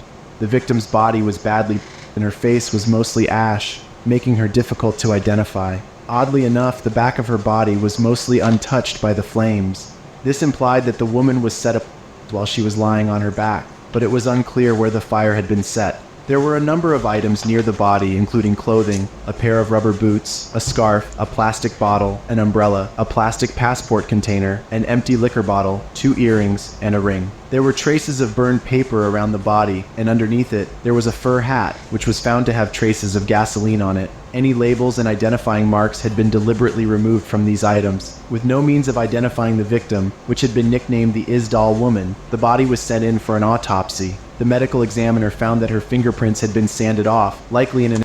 I don't know why this just entered my brain, but how do you light a how early must they have found her? For her to have lit a fire, but only one side of her is lit? Like, only the front, like, the back side of her is not touched at all? Because I would think even if you set someone on fire, that would be the case. But, apparently not? An attempt to further prevent police from unveiling her identity. Soot was found in the woman's lungs, which led to the conclusion that she had been murdered while she was still alive. Her blood work showed that she had taken about 50 to 70 sleeping pills, but they had not been digested enough to be her cause of death. She also had a significant bruise on her neck. A few days after the Isdal woman was found, investigators received a tip about abandoned luggage at the nearby railway station. They obtained 2 suitcases and were able to link them to the victim. The bag's contents included various outfits, shoes, makeup items, money and coins in different currencies, maps, timetables, and a notepad with coded writing. Professionals were able to decode the writing and found that it was a log of the places the woman had visited. Using this map and documents from hotels across the region, it was confirmed that she frequently switched between 8 different identities using fake IDs and passports. The woman was never truly identified, and the circumstances of her passing are the subject of much debate and speculation. While some believe she may have been running from something, others theorize that she was a spy killed off by an opposing force. Number 38. That is an option. They're both options there. The Hinterkaifeck Incident. In late March 1922, an entire family and their live-in maid was killed by unknown perpetrators that trespassed onto their farm near Munich, Germany. Oh, I know this one. I heard of it. This is the one where, like, all of them were just freaking taken down. Like, 3 or 4 of them were taken down. Like, one go, isn't it? The small village in Bavaria only consisted of a few residences, and people had to travel a decent distance to reach town. The community was very tight-knit, and neighbors tended to look out for one another. This close relationship is what ultimately led to the gruesome discovery in the Gruber home on the Hinterkaifeck homestead. Although this is not a paranormal case, a strange series of events played out in the months leading up to the horrific incident which led the family and their former maid to believe that the home was haunted. They reported hearing random footsteps in the attic and found human footprints leading from the woods to their barn. The family inspected the area on each occasion but were unable to find a logical answer to what was playing out. In retrospect, people with interest in the case have assumed that these happenings were caused by a very skilled and stealthy intruder that began living on the homestead without the family's knowledge. Eventually, their former maid grew so scared of the events that she quit her job at the homestead and quickly moved away. On March 30th, 1922, the family's new maid, Maria Baumgartner, arrived at her new home with her sister. They visited with the Gruber family as Maria settled in. Her sister later reported that the family seemed happy and, more importantly, safe. Maria's sister was likely the last person to see the family alive before the attacks. 4 days passed, and the family's neighbor grew concerned as he noticed that the Gruber family's mail had been piling up. It was also noted that the children of the family had missed several days of school. Additionally, coffee salesmen and a repairman visited the home in the days between the incident and the discovery of the bodies, but there was no response when they knocked on the door. Finally, on April 4th, that same neighbor who had first expressed concern, Lorenz Schlittenbauer, gathered 2 other men from the area to visit the family home with him. They made a terrible discovery when they entered the barn. 4 members of the family had been attacked. The scene of carnage resembled a horror movie and caused the men to reportedly get sick from just the sight of it. The group carried on into the home, however, and found that the new maid and the family's youngest member had been attacked in a similar manner. The neighbors quickly contacted police and an investigation began. They were able to identify the weapon that was used, a mattock, which is a tool similar to an axe, but failed to actually find it at the scene. They also realized that whoever was responsible for the crimes seemed to have continued to live at the homestead in the days between the murders and the discovery of the crime scene. After investigators left the scene, people in town started hearing rumors about what had happened on the farm. Some began to whisper that the house was actually haunted because of the terrible crime that had taken place there. Because of this, thrill seekers snuck their way onto the farm to catch a glimpse of some of the evidence left behind of the group slayings. This caused immediate problems for the investigation, as evidence was tampered with and even destroyed by the visitors. Over the years, nearly 100 suspects from all over the country were interrogated and searched. However, none of these leads proved to be fruitful, and the perpetrators were able to live the rest of their lives without their crime ever having been discovered. Number 37. The disappearance of Trevelyan Evans. Trevelyan Evans and her husband Richard were living together happily in the charming town of Llangollen, North Wales, in 1990. She was a loving mother to her son, a proud grandma, and a passionate antique collector at the age of 52. She realized a lifetime dream by founding her own antique store, Attic Antiques, close to the town core, and was known as an enthusiastic and helpful proprietor. Trevelyan and Richard were in the process of renovating their brand new summer home in Rutland in June of that year. As she helped out with the repairs and took care of the garden, Trevelyan was optimistic about the future and shared her joy with loved ones. On June 14, 1990, Trevelyan was spotted speaking with two men, one older and one younger, outside her shop at about 9:15 a.m. The next day, it was noted that the same men were seen once again in the area outside the store. Described as distinguished-looking and immaculately dressed in a navy suit, the older man carried a black briefcase. Later that same day, a couple noticed Trevelyan standing in the doorway of a cafe, holding a piece of paper and seemingly looking for someone. The following day, June 16th, was a fateful one. Trevelyan arrived at Attic Antiques around 9:30 a.m. and parked her blue Ford Escort about 200 yards away. With the town center bustling, approximately 25 people stopped by the store that morning, making it another busy day. Trevelyan appeared content and at ease, even mentioning that she and a friend would be attending a party later that evening. However, around 12:40 p.m., Trevelyan left a note on the shop's door with a simple message: "Back in 2 minutes." Those minutes, unfortunately, turned into hours, and Trevelyan never returned to her store. She vanished without a trace, leaving behind distraught loved ones and a haunting mystery.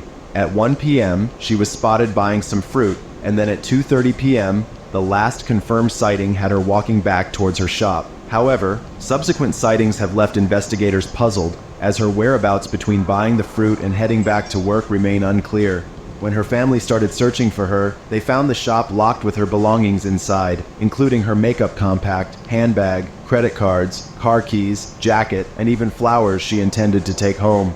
A comprehensive search ensued, with investigators eliminating over 1,500 individuals as suspects, but shockingly, there have been no transactions from Trevelyan's bank account since her disappearance. Despite multiple alleged sightings being reported as far away as Australia, as well as an investigation by Interpol in France, no concrete leads have emerged. Even the consideration of a potential connection. I don't like the look of this guy. Not one bit do I like the look of this guy. No.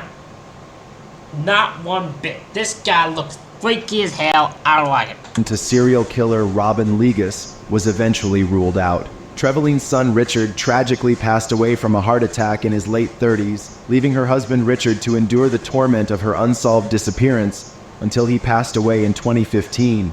Now, her younger brother Len Davies holds on to the hope that one day, the truth about his sister's vanishing act will finally come to light, bringing closure to the 33-year mystery.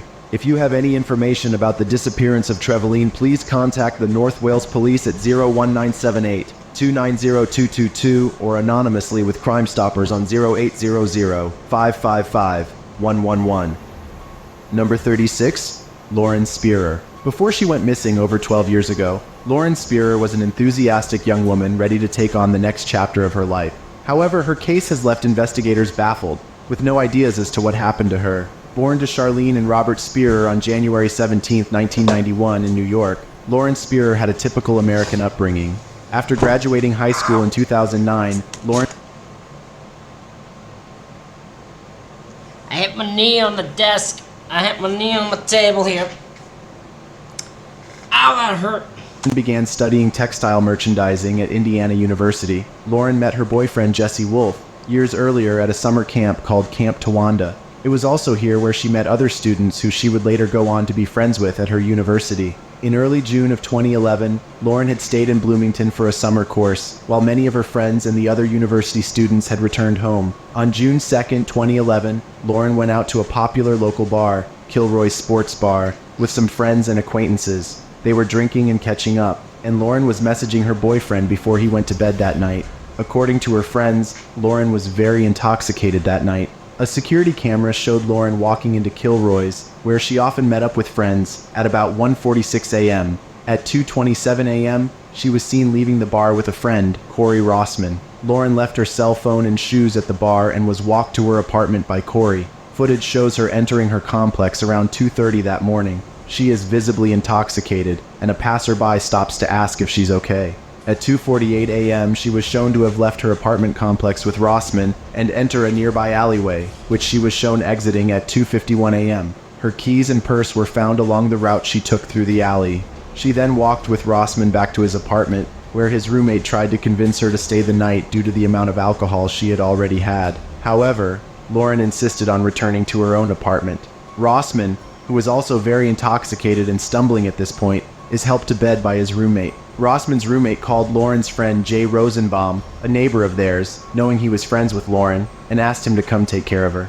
Rosenbaum eventually went to collect Lauren and noticed she had a bruise under one eye. She said that she didn't remember how she got it, but presumably had fallen at some point in the night. Around 4:30 a.m., at her own insistence, Lauren left to head back to her own apartment. Several hours later, in the early hours of the morning, Lauren's boyfriend attempted to contact her, but instead received a response from a worker at the bar who found her phone the night before. After not hearing from Lauren and confirming that others had not seen or heard from her, Jesse reported her missing, and the police launched a search. Over 3,000 tips were received by the police department, but none led to Lauren. A number of theories have been considered in this case. Some investigators believe that her disappearance may have been linked to the murder of another student from the university who had gone missing from the same bar. Others wonder if she may have overdosed on drugs or alcohol. However, there is no significant evidence that points to a definitive conclusion in Lauren's case. Despite the determined efforts of law enforcement and the public's unwavering support, the case of Lauren Spearer's disappearance remains unresolved. If you have any information about Lauren's case or whereabouts, please contact the Bloomington Police Department at 812-339-4477. Number 35, John P. Wheeler III. The body of 66-year-old John P. Wheeler III, better known as Jack Wheeler, was found in a landfill on December 31, 2010, and the details of his mysterious demise are still unknown after 13 years. Wheeler was described as a loving father and husband, a hard worker, and a man with a passion for politics. Wheeler came from a family of military professionals and decided to follow in their footsteps by joining the United States Military Academy, graduating in 1966. Wheeler went on to study at Harvard Business School and worked as a systems analyst over the summer for the Office of the Secretary of Defense before embarking on a long and storied career in politics and government. He spent time as the chairman of the Vietnam Veterans Memorial Fund, was a senior planner at Amtrak, and served as the CEO of Mothers Against Drunk Driving, among other high-ranking positions in prominent agencies. He was even for a time on the general staff at the Pentagon. Wheeler was also a presidential aide to Ronald Reagan, George H.W. Bush, and George W. Bush. My man's done some shit. This man has done some shit. The fact that this disappearance did not get immediately solved because they put like everything into it, it tells me that whatever happened was professionally done. That's all I'm saying so far. That's all my theory is on this. Roles put Wheeler in a position to meet the highest-ranking members of government. He was also alleged to have had access to sensitive information related to his roles. Some people think that this access to classified information might play a role in eventually uncovering what led to his disappearance. When investigators arrived at the scene where Wheeler's body was found, they already knew they were facing a tough case. However, they weren't prepared for the peculiar actions Wheeler took in the days and hours leading up to his death. CCTV footage showed Wheeler acting strangely, and after observing the clips, his wife reflected that her husband appeared to be behaving as though he were afraid. Others claim that he appears to be having a psychotic break or even experiencing symptoms of dementia. The first CCTV clip was captured on the 28th of December, which is the day Wheeler was last seen alive. It showed him walking into a pharmacy around 6 p.m. that evening. The employee remembered that he had asked them for a ride to the Wilmington train station, which was just a short... I think I know. I don't think he'll show the footage. No, they don't. I know what footage. I know what they're talking about now. I know this one. This is the guy. This is the guy that I've seen footage of, who's like in a building, in like he's confused what parking lot his car was parked. I think is who this is, and I think I know who this is now. Drive away. When he couldn't find anyone who was willing to drive him, he left the store without a fuss. Later that same day, a security camera in a parking garage in the city... It is him! I thought it was this guy! Once she described him acting weird and suspicious, and then him going to a pharmaceutical thing, I was like, I think in my head I know who this is. I thought it was this guy.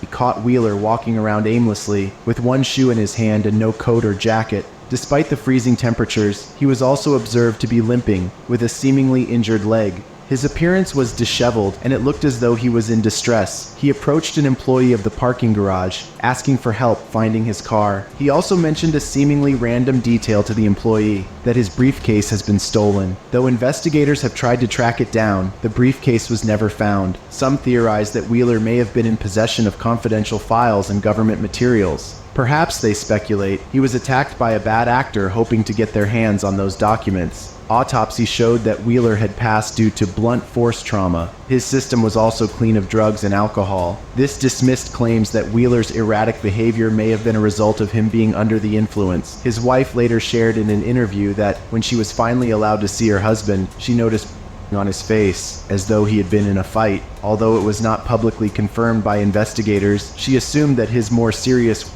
were on his covered torso. It was assumed that Wheeler had somehow ended up in a dumpster, either before or after he died, and was picked up by trash collectors who never noticed a human body was in with their usual load. Investigators were unable to determine where or when Wheeler's body was picked up by the garbage truck that eventually deposited him at the landfill where he was found. So due to lack of evidence, the case ran cold. Number 34. The disappearance of the Flannan Isles Lighthouse Keepers. On December 15, 1900, the Archter, a transatlantic steamer, passed by the Eilean Mor Lighthouse on its way to Leith in Scotland. To their surprise, the lighthouse was dark, prompting a report to the Northern Lighthouse Board 3 days later. On December 26, the Hesperus, a lighthouse tender ship, arrived for a routine visit.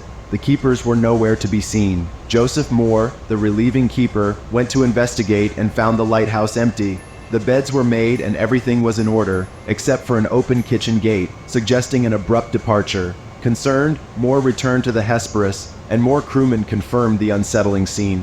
An investigation began, and Superintendent Robert Muirhead visited on December 29th. The east landing seemed undisturbed, but the west showed signs of trouble, with debris strewn about as is common after a large storm. The logbook indicated the keepers were on duty until December 15th. But beyond that, the circumstances were inscrutable. The lighthouse's clock had stopped, and while 2 keepers had left in appropriate attire, one had apparently left his coat behind. Speculation and superstition circulated, fueled by a purported logbook with strange entries that were later debunked as fake. Some suspicions pointed to a history of violence in one keeper, William MacArthur, suggesting violence or murders. However, no conclusive evidence supported any of these theories. The prevailing belief is that a tragic accident took place during a storm. The keepers might have ventured to secure something on the west landing and were swept away by a powerful wave. MacArthur, upon discovering their absence, could have met the same fate while searching for them. The enigma of the Eilean Mor Lighthouse Keeper's disappearance remains unsolved to this day. We seem to stand for an endless while, though still no word was said. 3 men alive on Flannan Isle, who thought on 3 men dead. Wilfred Wilson Gibson, 1912. Number 33. Danielle Imbo and Richard Patrone. A loving couple trying to start the lives they had always wanted, Danielle Imbo and Richard Patrone's disappearances shook their community and upended the lives of those who loved them. Danielle Imbo was born on August 7, 1970, in Philadelphia, Pennsylvania. At 34 years old, she was a mortgage loan processor and the mother of an 18-month-old son. At the time of her disappearance in 2005, she was recently divorced. She was a vibrant and outgoing woman, known for her warm smile and caring nature. Danielle was after a new beginning in the wake of her divorce. She rekindled a friendship with Richard Patrone, a longtime friend, which slowly turned into what her friends and family described as an on-again, off-again relationship. Living in Laurel Hill, New Jersey, Danielle visited Richard frequently in nearby Philadelphia. Richard Patrone, born on September 19, 1967, was raised in a close-knit community in South New Jersey. He was a devoted father and hard-working individual, admired for his sense of humor and genuine kindness. He worked at a bakery owned by his parents, and was a devoted father to his teenage daughter. Things seemed like they were looking up for both Danielle and Richard. Their relationship continued to blossom, and both reported close relationships with family and their respective children. However, on the night of February 19, 2005, everything changed. Danielle and Richard went out for a night on the town with some friends. The pair visited a popular bar in Philadelphia's South Street area, Abilene, enjoying each other's company and the company of their friends. This small restaurant on a one-lane street was the perfect spot to grab a late-night pint. Danielle and Richard left together at about 11:45 p.m., intending to head back to Danielle's place. Little did anyone know, this would be the last time the couple would be seen. The next morning, both families were trying to reach their loved ones. They became worried to the point that Danielle's brother drove to her home to look for her, but she was nowhere to be found. She had missed an 11 a.m. appointment, and loved ones were beginning to worry. Richard's family was just as worried.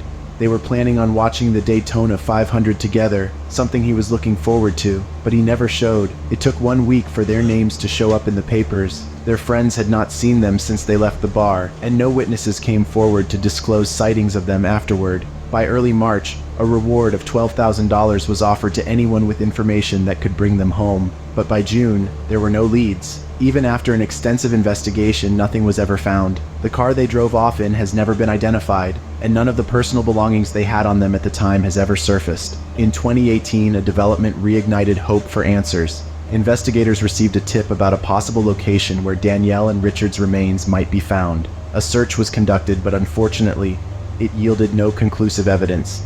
If you have information about the case of Danielle and Richard, please contact the Citizens Crime Commission tip line at 215-546-TIPS. Number 32. Ghost mail.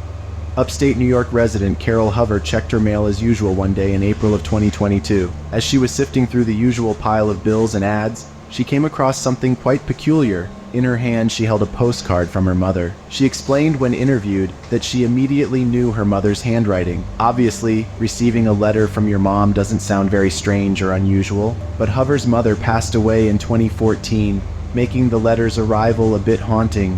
Hover wondered if something supernatural was going on. Was she being written to by the ghost of her mother? Upon further inspection, Hover noticed that the letter had come from Canada and was dated 1960, meaning that it was written during her parents' honeymoon. Completely confused by the mail's arrival, Hover took it upon herself to visit her city post office to hopefully get some answers about her ghost mail. After explaining the situation, the post office employees were completely shocked and informed her that they actually had a few more letters in the back from her mother. They brought them out, but they couldn't explain how the mail arrived at their facility or why they were just now being sent out. Although there were possible logical explanations, employees stood by their claims that the letters were mysterious and their arrival was eerie. This wasn't the end of the story, though. Hover went on to receive several more letters that came from various countries around the world and were sent out in the 1960s and 70s. To make the ordeal even more strange, Hover wasn't the only one to receive the mysterious deliveries. She shared that a letter was also sent to her cousin's former family home in Minnesota. The letter was addressed to her aunt and uncle and was dated 1983. Although they reached out to the post office and tried to investigate the sources of the letters being delivered so long after they were postmarked, the reason these ghost letters showed up so long after they were written remains a mystery. While to some the prospect of any kind of supernatural contact might be scary, Hover and her cousin said they found some comfort in the letters, as though their loved ones were sending sweet messages from beyond the grave. Number 31. Marissa Hernandez. Taking another person's life is evil on its own, but there is a special place in Hades for those that harm children, the elderly, and the disabled. It's heartbreaking that they don't have the same physical strength or mental capability as others in order to defend themselves and are seen as easy targets by those with malicious intent. Marissa Hernandez was 37 years old when she lost her life. As a result of an accident when she was a young child, she was intellectually disabled and never progressed mentally past the age of 5. Although she did have to be cared for and watched out for by family, she was also given freedom as long as she stayed within the immediate area of her home in the small town of San Juan de la Rambla in Spain. On September 9, 2003, Hernandez traveled within the neighborhood to her sister Dolores' home. Dolores gave her a few dollars, and Hernandez headed out to the center town, where she had plans to visit a store that she often shopped at. Witnesses that knew the girl personally reported seeing her sitting outside the shop, enjoying her drink for about an hour before heading back in the direction of her home. No one ever saw Hernandez alive again. Several hours passed and her family began to worry. They searched the small town and recruited the help of other villagers to help find the disabled woman. The hunt carried on for 2 days but came to a tragic conclusion when the victim's body was found in the sea near the coast. It was immediately clear that the remains belonged to Hernandez. At first, everyone assumed that the tragedy was the result of a fall. Perhaps the woman walked too close to the sea along the rocky shore or atop a short cliff overlooking the water. While this was sad enough, things only got worse after an autopsy revealed a series of startling facts. According to the report, Hernandez had been hit by a car or other heavy vehicle. Reports showed that Hernandez's jaw and neck had been... Her body was covered in... and she had been... The rushing water of the sea washed away all signs of DNA belonging to her attackers. In the years that followed, many protests were held in the town, as its citizens believed not enough was being done to solve the case and bring the criminals to justice. Since the area was so small, the entire neighborhood knew one another personally, meaning that the evildoers behind the attack were still living amongst them. Many women in the area argued that they didn't feel safe with this fact. After all this time, investigators have not come to any satisfactory conclusions. The case remains open but is not being actively investigated as no new evidence has been uncovered. Number 30.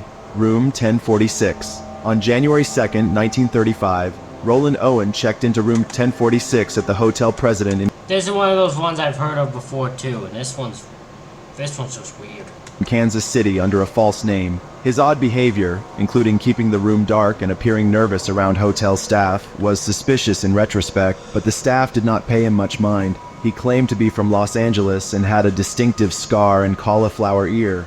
During his stay, hotel staff reported hearing strange conversations in his room and witnessed unusual interactions. On January 3rd, a water department employee encountered a disheveled man who seemed agitated and threatened to harm someone for a scratch on his arm.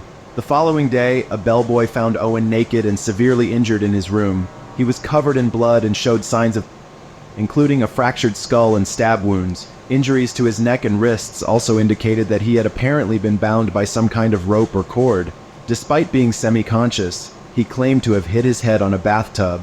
Tragically, Owen slipped into a coma and died later that night. After searching the room, investigators found no clues pointing towards what had transpired that day. The murder weapon was never recovered, and it soon became clear that Roland Owen was an assumed name. Authorities struggled to identify the man known as Roland Owen until he was This one I know of via BuzzFeed.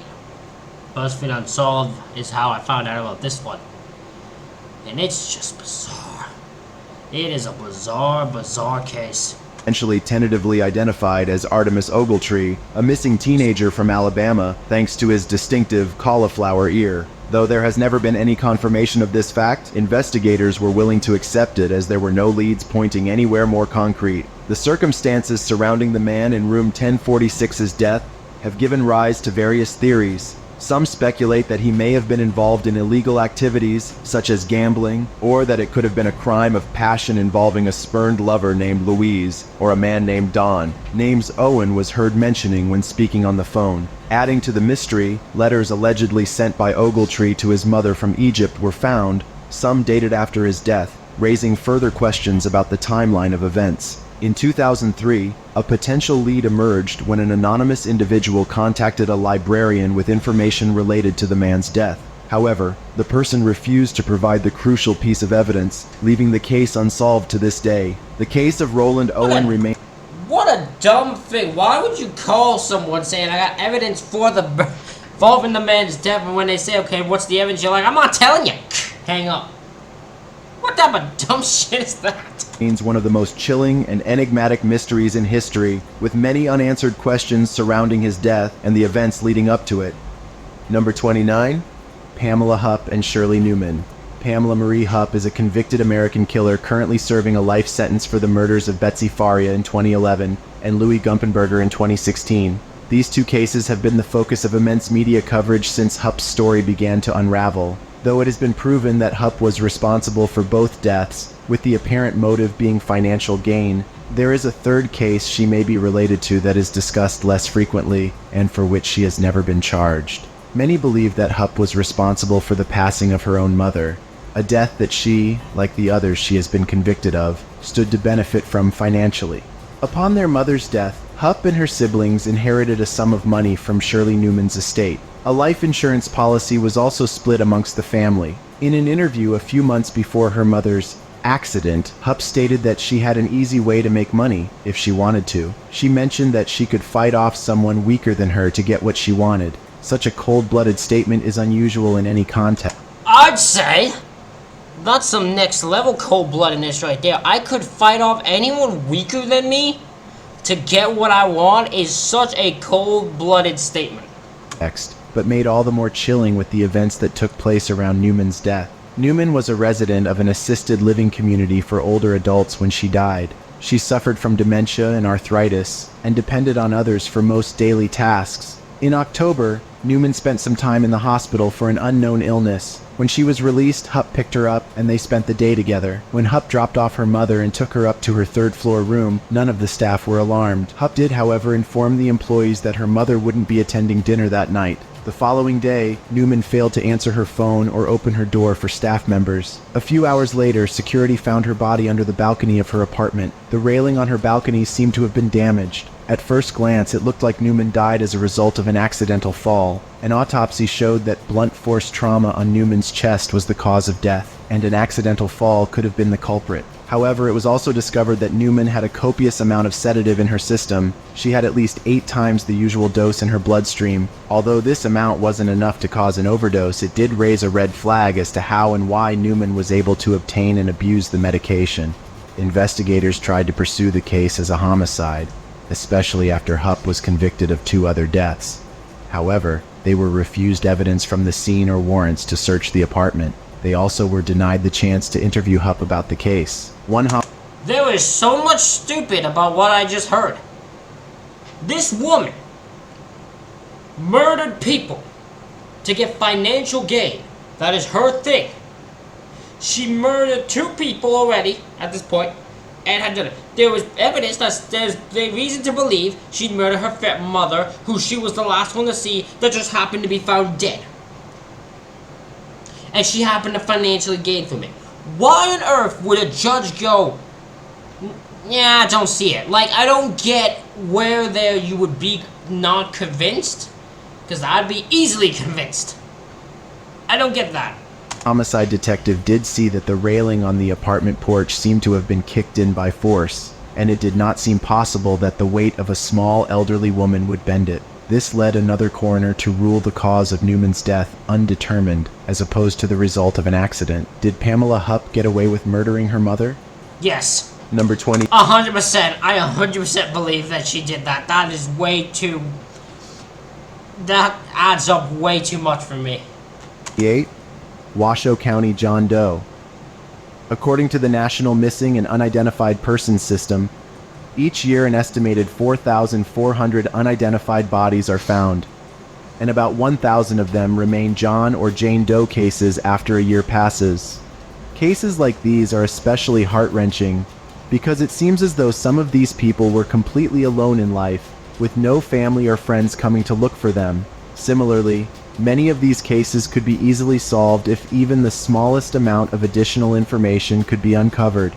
It's hard to track the timeline of events leading up to a person's demise when they have no witnesses to come forward on their behalf. That is exactly what the case with the Washoe County John Doe, who was found in 2021. To this day, no one has come forward to identify or claim the unknown man. But that's not the only issue in this specific case. Many strange details have led to it being considered a very mysterious and unsolvable situation. In the early hours of March 27, 2021, witnesses entered the public bathroom at Dick Taylor Memorial Park in Reno, Nevada, and stumbled across a horrific discovery. An elderly man was found in the stall. Police were immediately contacted and the case was opened. The man had no form of identification on him or any belongings with him. Even his pockets were completely empty. Some investigators speculated that the man may have been homeless, given his messy attire and unkempt hair. Others believed that he was a local that lived near the park. If this was true, though, someone would have likely recognized the man if he was frequently in the area. Given the state in which the man was found and the results of his autopsy, the manner of death appeared to be a cut-and-dry case of... There was one key detail that made that assumption questionable, however. A walker was found at the crime scene. Obviously, use of a walker implies that the person had trouble with his mobility. This would make it very difficult for the man to have secured the rope and maneuvered into position to take his own life. This made some people interested in the case. That's a good thing to be brought up there. I wouldn't have even thought anything on that, but that is a good actual thought process to make go, yeah, I don't know for sure if this was as cut and dry as you think it is. They suspect the possibility of foul play. Sadly, whether this case is a suicide or homicide, the investigation has been unable to move forward. No witnesses ever reported seeing the man before he was found, and to this day, he has not been identified and no relatives have come forward to claim the body. If you have any information on this case or believe you may know the man, you are urged to contact the National Missing and Unidentified Persons System with the code 20-2101-480 or Washoe County Regional Medical Examiner's Office at 775-785-6114. Number 27. The disappearance of Nicholas Barkley. Born on December 31st, 1980, Nicholas Barkley grew up in a troubled environment. His single mother, Beverly, battled substance addiction and worked night shifts, leaving him and his older brothers, Carrie and Jason, to fend for themselves at home. Nicholas's early life was marked by behavioral issues and run-ins with the law resulting from stealing, truancy, and threatening behavior. His relationship with his mother and older brother, Jason, was strained due to their own struggles with addiction and volatile behavior. Despite attempts to address these issues by having Jason move back in with the family to help with Nicholas, the situation only worsened, leading to domestic disturbances and frequent police visits. On June 14, 1994, 13-year-old Nicholas was facing a court appearance that could have resulted in him being sent to a group home, something he was vehemently opposed to. The day before the court date, he went to play... I'm just checking some. How long have we been going so far? So 50 minutes first time right now, 50 minutes for our pause. So we are almost at a 2-hour mark and we are just halfway through, ladies and gentlemen. Basketball at a nearby park and later called home to ask if his mother would pick him up. He spoke with Jason on the phone, who instructed him to walk back home alone. Tragically, Nicholas never made it and was reported missing by Beverly on June 13, 1994. Law enforcement initially treated the case as a runaway, given Nicholas's history of truancy and of leaving home for short periods. Unfortunately, this delayed the launch of a more intensive search effort, and precious time was lost in the crucial early stages of the investigation. I'm sorry, but to me, a runaway still should be treated with thing. Because if a young child has run away, I would still want to find the child. Because just because he ran away now doesn't mean he's safe. So I would think you'd still want to look into it, but maybe what do I know, I guess. Despite the efforts of family and friends to find him, Nicholas remained missing for several years. The case took a bizarre turn in September 1997 when a young man came forward claiming to be Nicholas Barkley. This is the...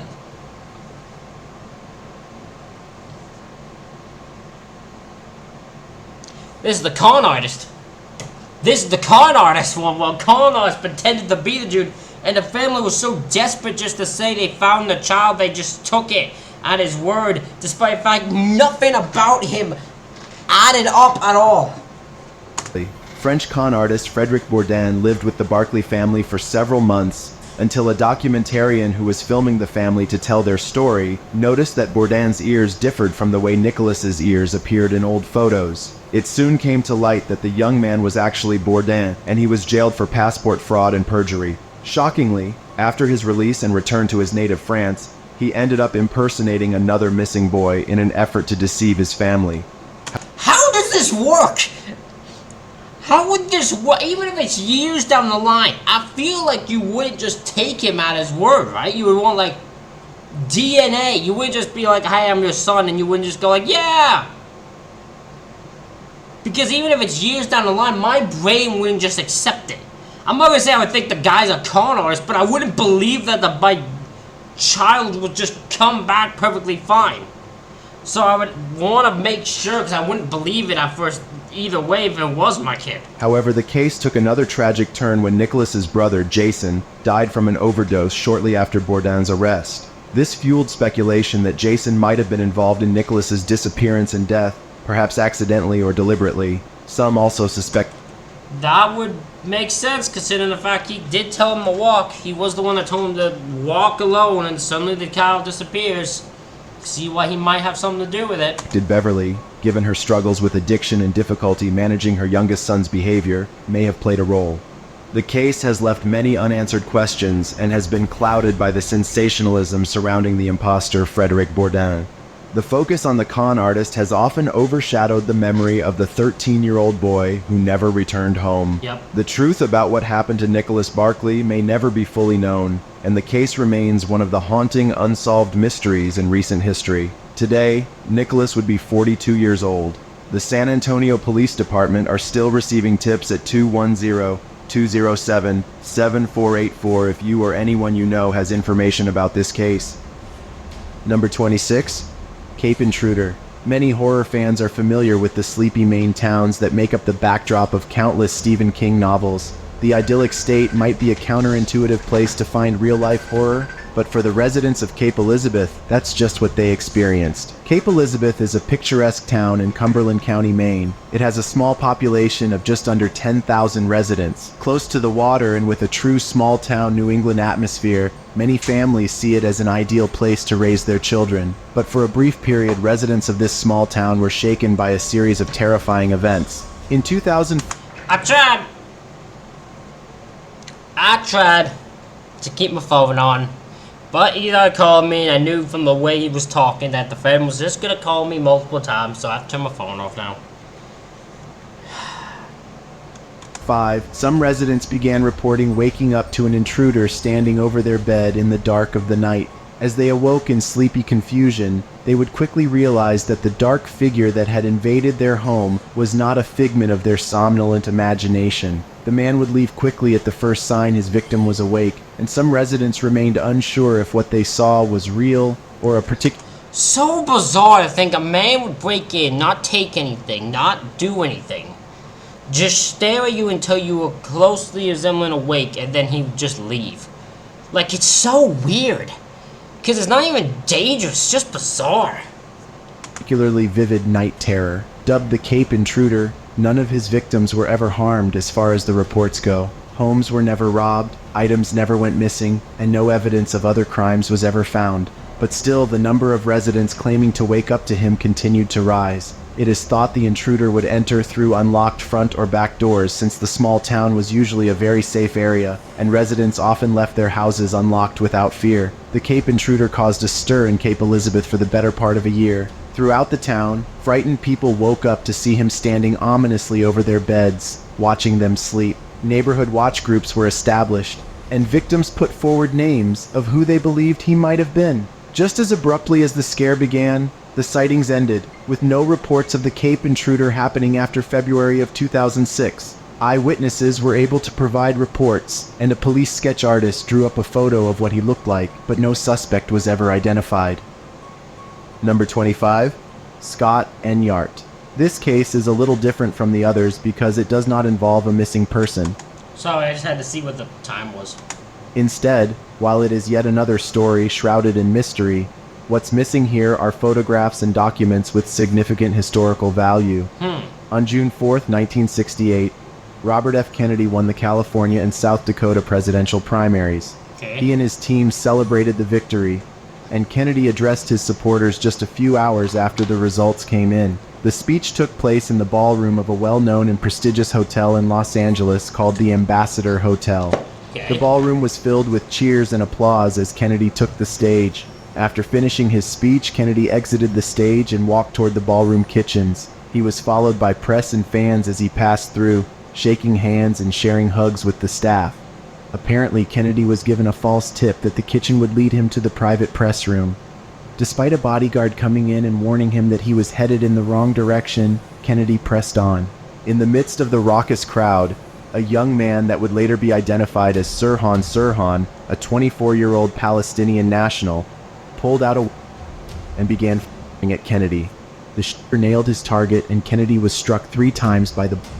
Additionally, numerous members of the crowd were also injured before the shooter was disarmed.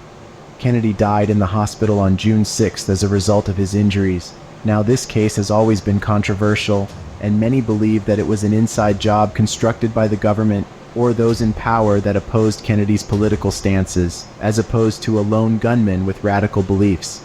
The story becomes even more mysterious when we take a look at a man named Scott Enyart.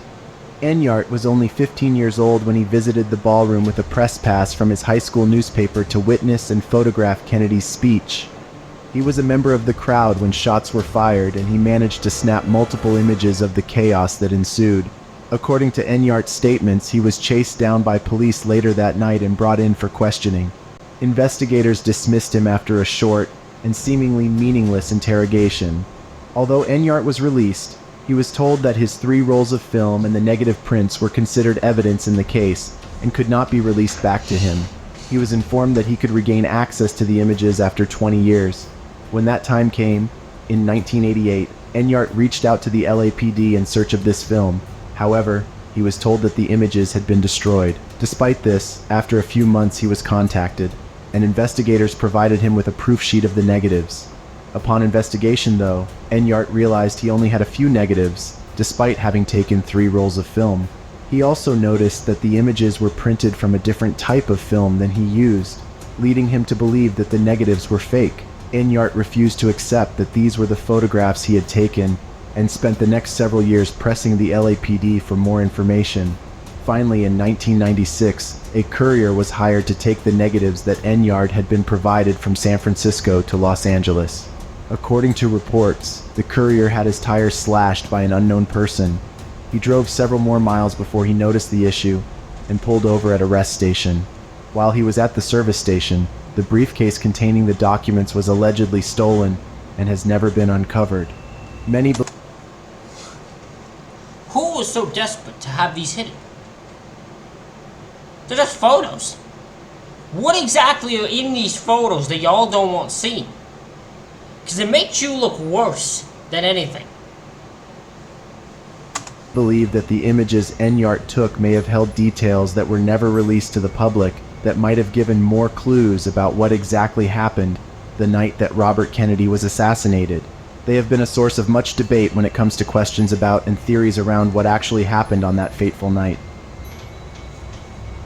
Number 24. The disappearance of Alexandria Lowitzer.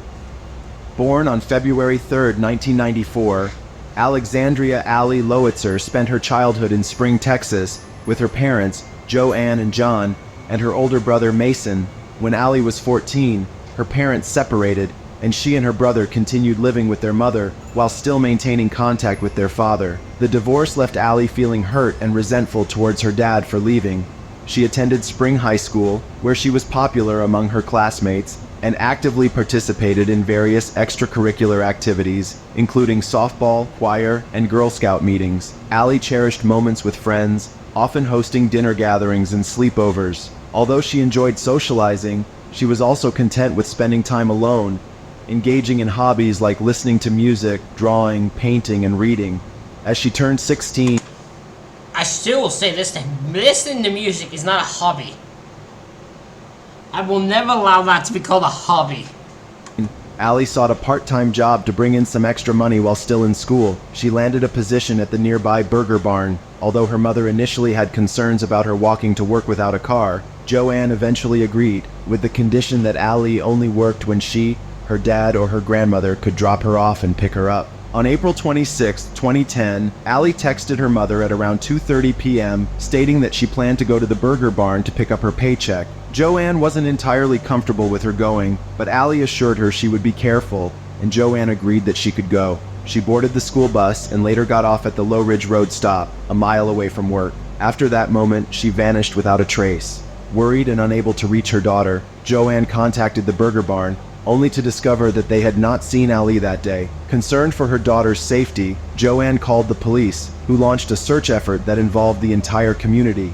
Flyers were distributed, search teams scoured the area with sniffer dogs, and her image was displayed all over town. However, no leads or clues surfaced, leaving her disappearance a baffling mystery. In 2012, a woman from Columbus, Ohio, claimed to have seen a girl resembling Ali at a church event. Following this lead, Ali's family and a private detective embarked on an undercover mission in the area, searching for her in crack houses and brothels. While they were able to save 8 girls from the raid, Ali was not among them, and the girl said to resemble her turned out not to be her after all. The detective did speak with a sex worker named Amy, who confirmed knowing Ali as Alicat and revealed details about a scar on her forehead, a detail unknown to the public. Amy claimed Ali was a victim of human trafficking, and the family strongly believes she is still alive but unable to escape whoever is keeping her. Despite the family's unwavering hope, Alexandria Lowitzer remains missing, leaving her loved ones yearning for her safe return. Anyone with information is urged to contact the Harris County Sheriff's Office at 713-221-6000. Number 23, Juan Pedro Martinez. Juan Pedro Martinez was 10 years old in the summer of 1986 when he disappeared. He was embarking on a road trip with his parents, Andres Martinez and Carmen Gomez. It was June 25th when they set off from Cartagena headed to Bilbao. Juan's father was a trucker who was transporting 20,000 liters of sulfuric acid between the two cities. Juan had accompanied his father on shorter trips before, and his father promised that he could come along on a longer delivery if he made good grades in school. This summer, Andres was making good on his promise.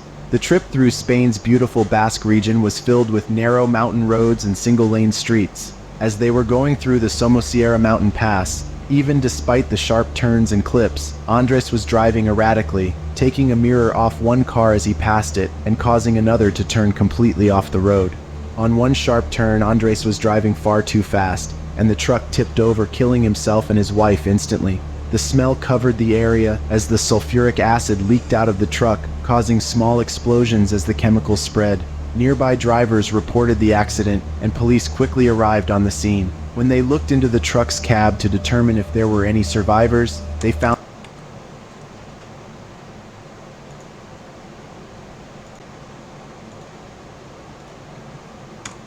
the bodies of Andres and Carmen, but Juan was nowhere to be found. When they found that the child was meant to be with his parents, they launched a search party in the area in an effort to find him. However, they were ultimately unsuccessful and found no evidence of the missing 10-year-old. There are a number of theories about what could have happened to Juan, but nothing has ever been confirmed. Some believe Juan was killed in the crash, but he was never found on site. Others believe he was kidnapped or taken by traffickers, and some even believe he faked his death to create a new identity at just 10 years old. If you have any information about Juan's whereabouts, please contact the Central Office of Interpol Spain at 9.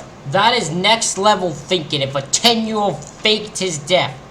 Nah, that is a skill for a 10-year-old. 91-582-2966 or 91-582-2964.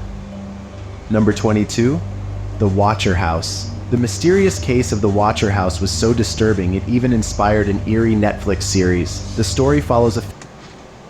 The Watcher is a interesting one, because there's many different theories. Maybe one I could believe. Family who, after happily purchasing a new home in 2014, would wind up living in fear through years of stalking and harassment. The couple, Derek and Maria Broaddus, along with their 3 children, actually never lived in the house they purchased, because as soon as the deed was in their hands, the nightmare began. It was love at first sight for Derek and Maria when they first spotted the $1.3 million home located on 657 Boulevard in Westfield, New Jersey. They immediately imagined living a peaceful life and raising their family on the property, which seemed to suit their family perfectly. The neighborhood was known to be safe and neighbors were said to get along well. It seemed perfect. There were no apparent issues with the home and no problems in the area. The house did need some remodeling as it was quite old, but Derek and Maria were even excited for this aspect as they were looking forward to personalizing their home. After they closed on their dream house, a few days before the Broaddus family made their move, Derek found a letter in the mailbox. It was addressed to the owner, but it had no return address. It's unclear if the letter was mailed or simply dropped in the box. Either way, the contents of the letter were immediately unsettling. The letter started off completely normal and even polite, welcoming the family to the neighborhood. I would have saved this for last, because this is a whole talking point itself. And when it comes to the weirdness of it, I'm curious what they have as last. I guess there's a few actual normal ones that could probably be done, but like infamous thing like Zodiac, I guess, probably. It quickly took a turn, though, when the writer began to describe their own obsession with the home. They stated that, for generations, their family had watched the lovely house as if they were drawn to it. The writer went on to question how the family came to own the home. If it weren't for the general tone of the letter, this might come across as innocent curiosity. However, it quickly became clear that this was more of a threat than a warm welcome. Part of the letter said, 657 Boulevard has been the subject of my family for decades now, and as it approaches its 110th birthday, I have been put in charge of watching and waiting for its second coming. My grandfather watched the house in the 1920s, and my father watched in the 1960s. It is now my time. Do you know the history of the house? Do you know what lies within the walls of 657 Boulevard? Why are you here? I will find out. The writer went on to threaten the...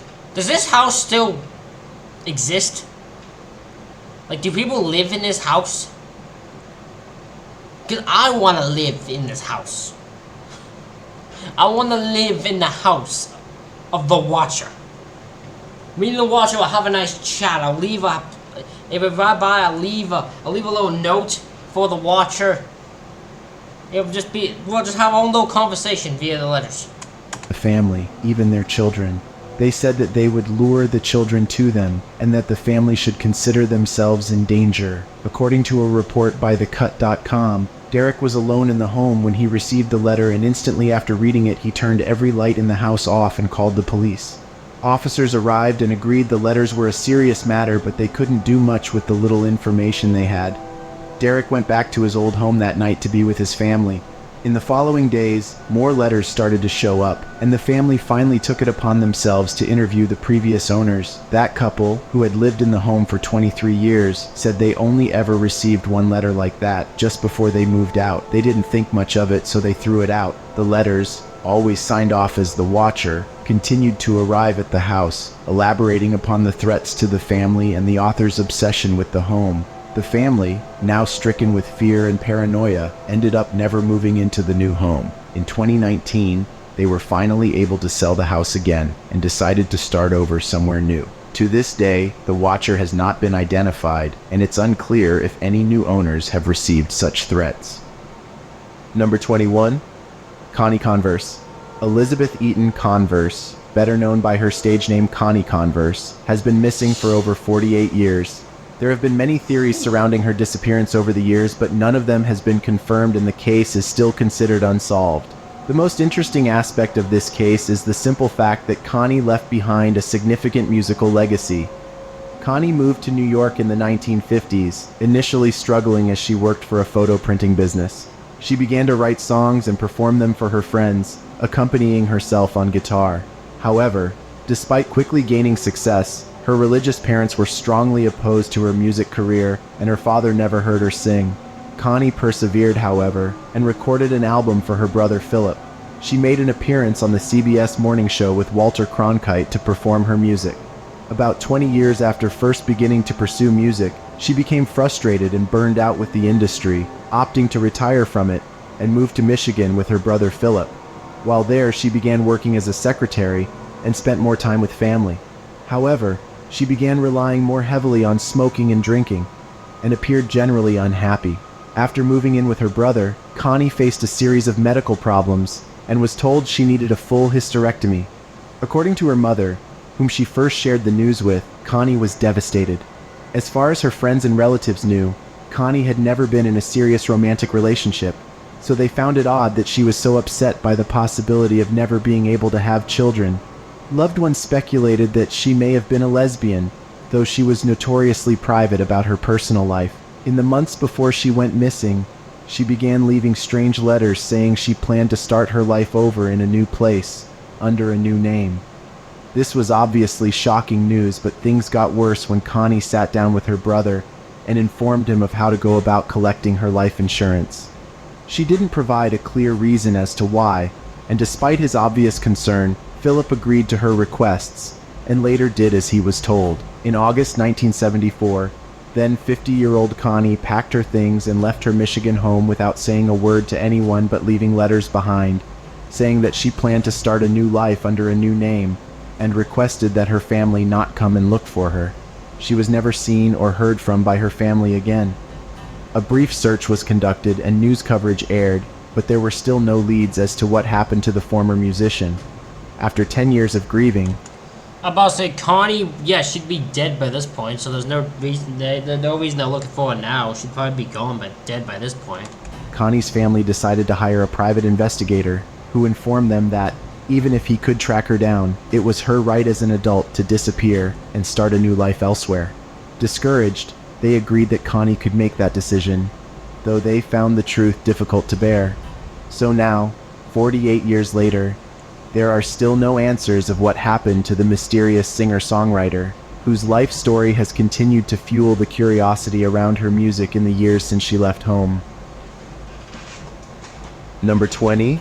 The disappearance of Stephen Clark.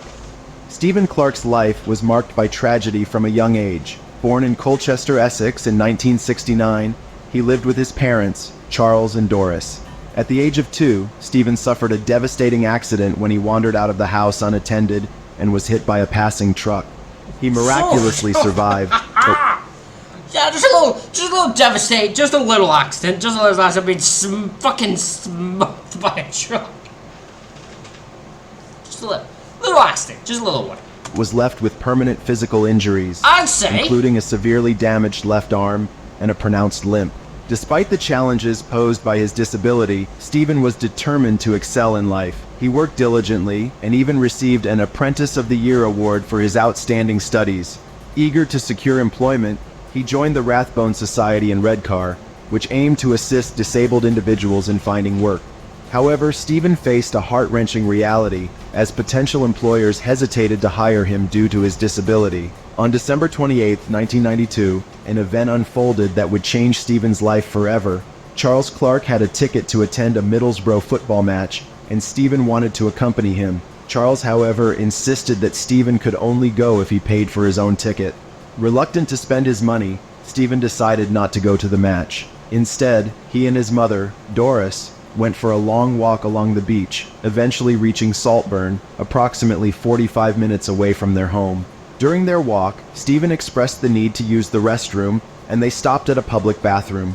Doris waited outside for a short while before deciding to use the women's restroom herself. When she came out, she couldn't find Stephen but assumed he was still inside. Doris noticed 2 men and a little girl near the restrooms. One of the men went inside while the other stayed outside with the girl. Not wanting to intrude, she didn't ask them about Stephen and didn't go in to check on him, stating that he was 23 years old and not a child. After waiting for some time, she assumed Stephen had left without her and headed home. Upon returning home, Stephen was not there, and when Charles arrived, Doris informed him that their son was missing. They immediately set out together to look for him, retracing their steps and searching the bathroom where she had last seen him. After 24 hours had passed since Stephen vanished, his parents contacted the police, and an investigation into his disappearance began. During the initial investigation, Stephen's personal belongings, including his wallet, glasses, and watch, were found untouched at his home in Marsk. The police initially believed the last sighting of Stephen was at 3 p.m. when he entered some toilets in Saltburn. However, following new developments and the subsequent arrest of his parents in September 2020, this information was reconsidered. It was now thought that Stephen was seen walking along High Street towards Marsk Square, heading towards the Ship Inn at approximately 3:45 p.m. that afternoon before it got dark. In November 2020, the police released a letter they had received in 1999 claiming to know who was responsible for Stephen's disappearance. The unreleased letter, sent to Gisborough Police Station, provided precise details about Stephen's alleged fate and the person behind it. Although the letter writer might have passed away since then, the police urged anyone recognizing the handwriting to come forward. In a statement, they said, "The letter was sent to Gisborough Police Station and is very precise in nature. The letter writer intimated that Stephen was dead and that they claimed to know the person responsible. It was 21 years ago, so the letter writer could have died since then. but if anyone recognizes the handwriting, we would urge them to get in touch. A month later, a video of Stephen's distinctive walk was released by police in the hopes that it would jog anyone's memory. The writer of the letter came forward in December 2020, marking a potential breakthrough in the case. 4 months after their arrest, Charles and Doris were released without charge. In April 2021, the police were reported to be conducting searches on Saltburn Bank's hillside, hoping to uncover clues related to Stephen's disappearance. Despite the efforts and developments in the case, Stephen Clark's fate remains unresolved, leaving his family and authorities still seeking answers. Today, his sister appears on podcasts and true crime videos in the hope that someone, somewhere will see it and provide the missing pieces that will finally bring Stephen home. Anyone with Oh, I would love to interview her. I would love to do an interview with her. That'd be fun. Well, not fun, but another way I would love to learn more. information into the disappearance can call local police on the non-emergency number 101 or Crime Stoppers anonymously on 0800-555-111. Number 19, Tammy Lynn Leppert. A movie star turned major news story, Tammy Lynn Leppert was a Hollywood idol in the making until she disappeared. Her case shocked the entertainment industry and continues to stump investigators to this day. Tammy Lynn Leppert was born on February 5, 1965 in Rockledge, Florida. She was raised by her mother, Linda Curtis, a theater and modeling agent who encouraged. Why do I not like this picture? Why am I a weird dude that just doesn't like this? This picture's weird to me. I don't know. I'm just a man that has to say things like this. I don't like the picture. Tammy in her career, even from a young age. Tammy was a strikingly beautiful girl. Her mother knew she had the looks to be a star, and by the age of just 4, Tammy was competing in and winning beauty contests. Competing in nearly 300 pageants by the time she turned 16, Tammy took home about 280 crowns. Tammy also grew up with Wing Flanagan, a close family friend who was like a brother to her. In the spring of 1982, at just 17 years old, Tammy landed her first major movie role in the hit film Spring Break. Once filming finished, Tammy went to an unchaperoned weekend party, but her loved ones report that the party changed her. Wing said that ever since the party she seemed extremely paranoid. Tammy would often tell her mother somebody was out to kill her, but she wouldn't share any details about why she thought so. Tammy was isolating herself, and neither her mom nor Wing knew why. They didn't have much time to wonder because soon, Tammy was given a part in the Al Pacino movie Scarface, which represented a major step in her career. Shooting began in March of 1983 in Miami, and Tammy moved there to stay with a family friend by the name of Walter Leibowitz. According to him, all was fine for a few days, until the director called him to say Tammy had a breakdown on set. During a scene in the movie involving a shooting, Tammy began crying uncontrollably and had to be escorted off the set. Tammy quit the movie and moved back into her mother's house. Now, she was convinced someone was trying to poison her. According to her mother, Tammy's moods were constantly oscillating between happy like her old self and withdrawn and paranoid. On July 1st of that year, Tammy seemed to have finally snapped. She smashed the windows of her mother's house and attacked Wing. This was the first time Linda really realized something was wrong with her daughter, and she didn't know if she could offer the support she needed. Tammy's mother checked her into a mental hospital for a psychiatric evaluation, but Tammy was released after. Okay, I have a guess what happened at that party, right? I don't know for sure because I don't know how the night went. So I don't know if, like, she came back the next day or what, but I have a feeling someone R-worded her at the party. Took advantage of her at the party. But my thing I can't figure out is why she was so aggressive towards, her mother and that, when, if that's the case. Because I guess back in their time, you didn't come forward, right? There's probably some embarrassment, right? You felt, there's still to this day really sometimes embarrassment towards that. You somehow feel you're at fault. Maybe she blamed her mother for not being there for her for some reason when it happened. I don't know. I'm just trying to think why she became so aggressive and angry in that after the party. So, but my guess is that's what happened at it. For just 3 days, when the doctors found no reason to keep her. Her mother remained worried, but was reassured by the medical assessment that there was nothing seriously wrong with Tammy. Shortly after her release, Tammy was picked up by a friend to go to the beach. According to the Florida Police Department, Tammy and her friend got into a verbal argument during their time together, and Tammy asked her friend to drop her off in Cocoa Beach. According to her friend, Tammy was dropped off about 5 miles from her house barefoot and without a purse. The friend claims he thought Tammy would find another way home, but she never did.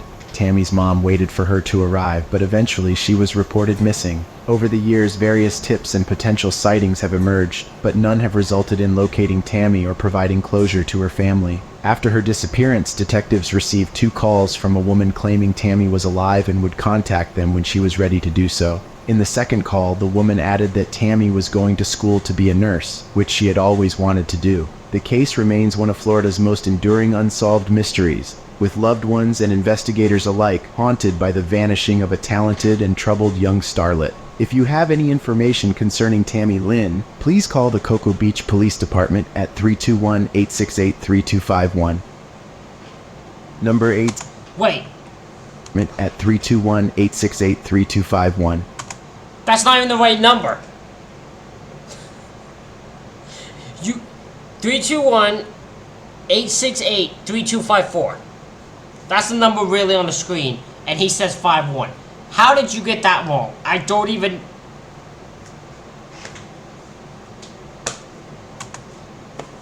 Number 18. Kelly Hopkinsville Encounter. The last thing you'd expect in a tale about an extraterrestrial encounter might be a shootout, but that may have been exactly what happened during the Kelly Hopkinsville extraterrestrial encounter in Kentucky. In August 1955, the Suttons were a farming family living in the countryside in Christian County, Kentucky. There's a great deal of debate among the public around unidentified flying objects and extraterrestrial encounters. Though many scientists agree about the likelihood of extraterrestrial life, they are divided as to whether we would have encountered any of them here on Earth. Some professional ufologists regard the incident as significant as far as encounters go, despite there having been no outside witnesses and no photographic evidence of the incident. Skeptics tend to argue that the family experienced something like mass hysteria, where adrenaline and confusion informed what they claimed to have witnessed. In the beginning stages of the investigation, there was some speculation that the adults in the Sutton family may have had their judgment impaired by alcohol. However, the family claimed that no drinking had occurred that night. Furthermore, the children in the family also claimed to have witnessed the encounter.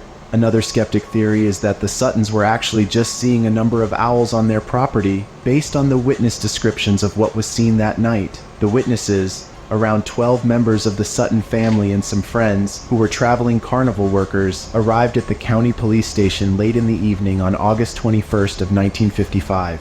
They said that they had been involved in a shootout with unknown creatures for over 4 hours. The creatures were allegedly very short, no bigger than about 2 Wait a minute. You're telling me there was a shootout that went down for 4 hours that no one died in?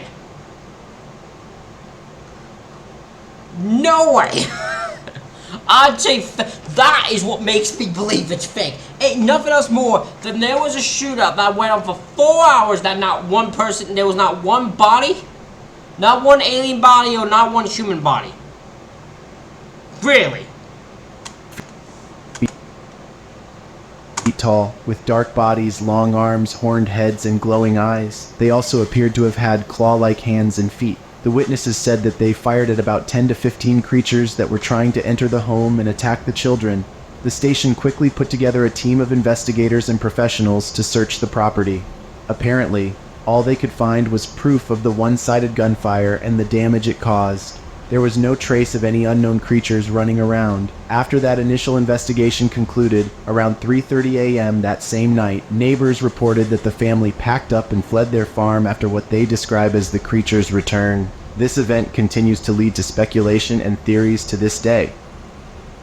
Number 17. Owen Harding. As the COVID-19 virus began to spread rapidly in early 2020, countries across the world began implementing new rules and regulations. The practices included curfews, full-blown lockdowns, and extensive travel bans. Everyone faced their own problems with these rules, and cases of lockdown casualties began to arise. This term refers to people that lost their lives as a result of limited movement, trapping people within their homes and communities, separating loved ones from one another, and potentially intensifying mental illness. It may not seem serious looking back, but one mother from Saltdean, England has voiced her son's story and directly connects his disappearance to the lockdown and travel bans. Owen Harding was 16 years old when he vanished from his home on March 26, 2020, shortly after the first UK lockdowns began. Owen had a sweetheart that he had known since he was a young child. Everyone who knew them said that they were a pleasant pair that seemed to make one another very happy. Unfortunately, Owen's girlfriend, Meg, lived about a 4-hour drive away from him. This meant that they only got to visit one another occasionally. Considering that the young couple already had trouble spending time together, neither of them were happy to be separated for even longer thanks to the pandemic. Owen wanted to go to Meg's house before the lockdowns took effect so that he could spend his lockdown with her. However, his mother did not approve of this idea.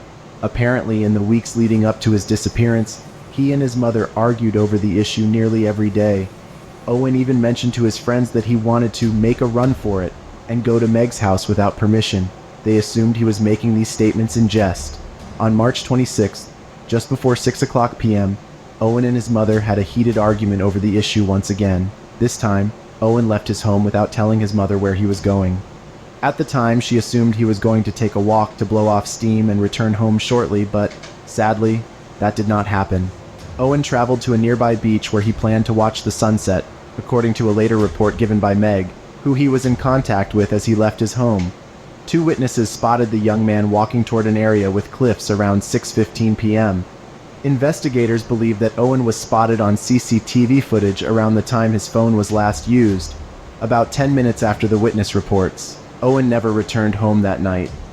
His mother, Stella, made countless calls to friends and family in search of her son or any word of his last whereabouts. But no one had heard from him. When he had been missing for 24 hours, Stella reported his disappearance to the police. Later that same day, Meg and her parents drove to Saltdean where they helped investigators and a massive search team.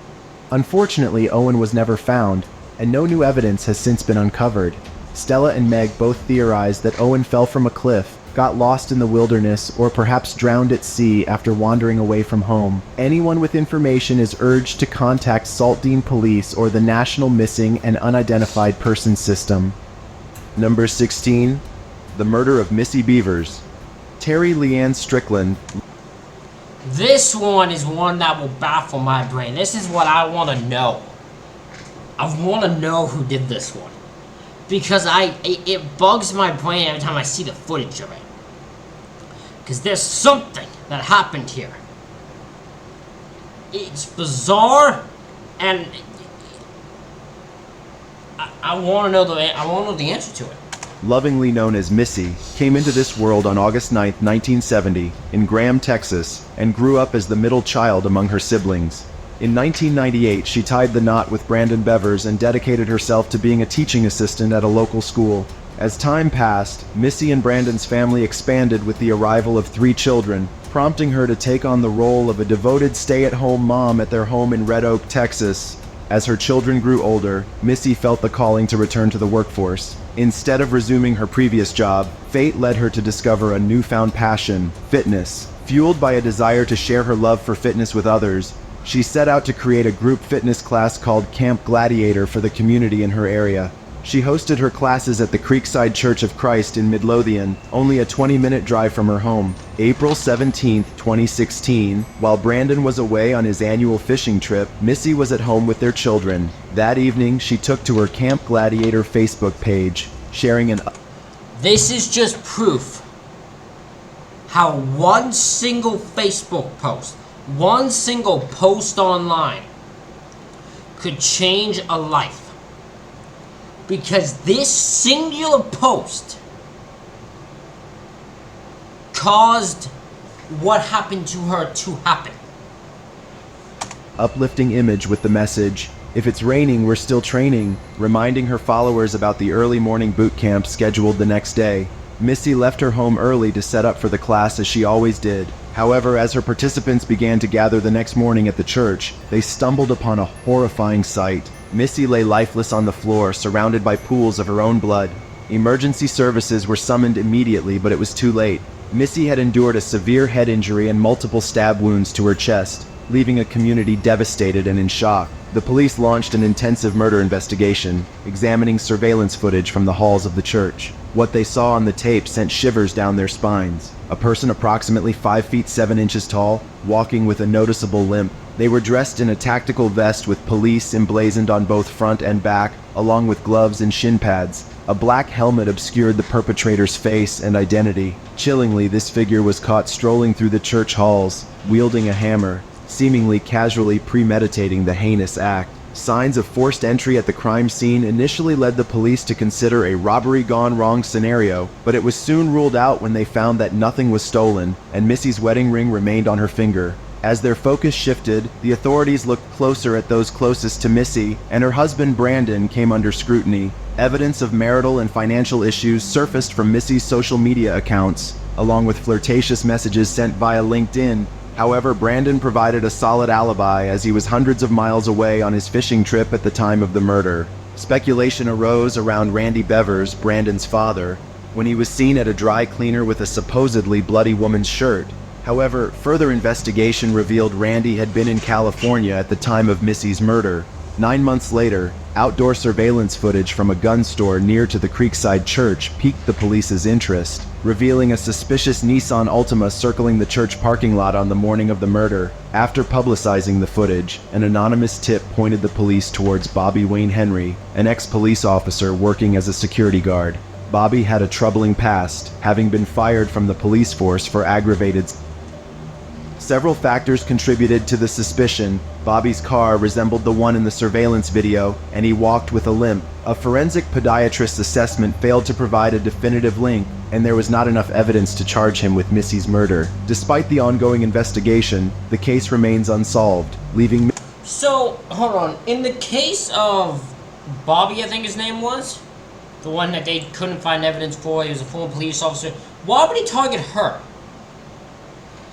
Was it just he broke into that church just in anger, since he had a police uniform, started wandering around, and pretty much it was the first person he saw he was gonna kill, and she just happened to be it? Or was it she was the target? Because that's what I believe, but I don't know, because he wouldn't have a reason to target her. Missy's family and the community yearning for answers and seeking justice for the loss of a vibrant, loving, and devoted woman. To this day, despite extensive surveillance footage covering the moments before and after Missy's murder, the mystery remains unsolved. Authorities are still seeking answers and have offered a $10,000 reward for any information that could lead to the arrest and indictment of the suspect. If anyone has pertinent details, they are encouraged to contact the police at 972-937-7297 or the Midlothian Police Department Criminal Investigation Division at 972-775-7634. Number 15, Jennifer Kesse. Jennifer Kesse was a young, bright girl whose disappearance sent shockwaves through her family and community. There has been no closure in over a decade since her disappearance. Jennifer Kesse was born on May 20th, 1981, in Orlando, Florida.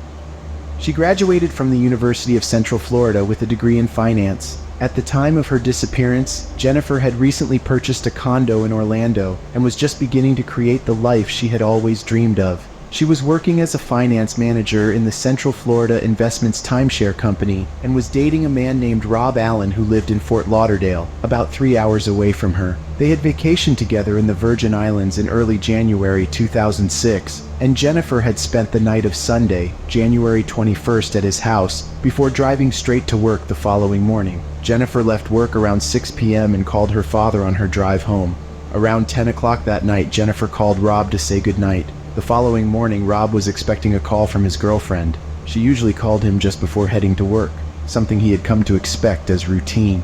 But this morning, Rob didn't hear from her as expected. He attempted to reach her, but each call went straight to her voicemail. Jennifer didn't show up to work that Tuesday morning. Her bosses didn't hesitate to contact her family since not showing up was very out of the ordinary for her. Jennifer's parents immediately drove out to her house to check in on her. Upon arrival, they realized her car was not there, but nothing looked out of the ordinary inside her apartment. Inside Jennifer's home, there was a wet towel and some clothes that suggested she had showered and gotten ready for work just like any other morning. Still, no one could contact her, so her family printed flyers and had friends spread out among the city in an attempt to find anyone who...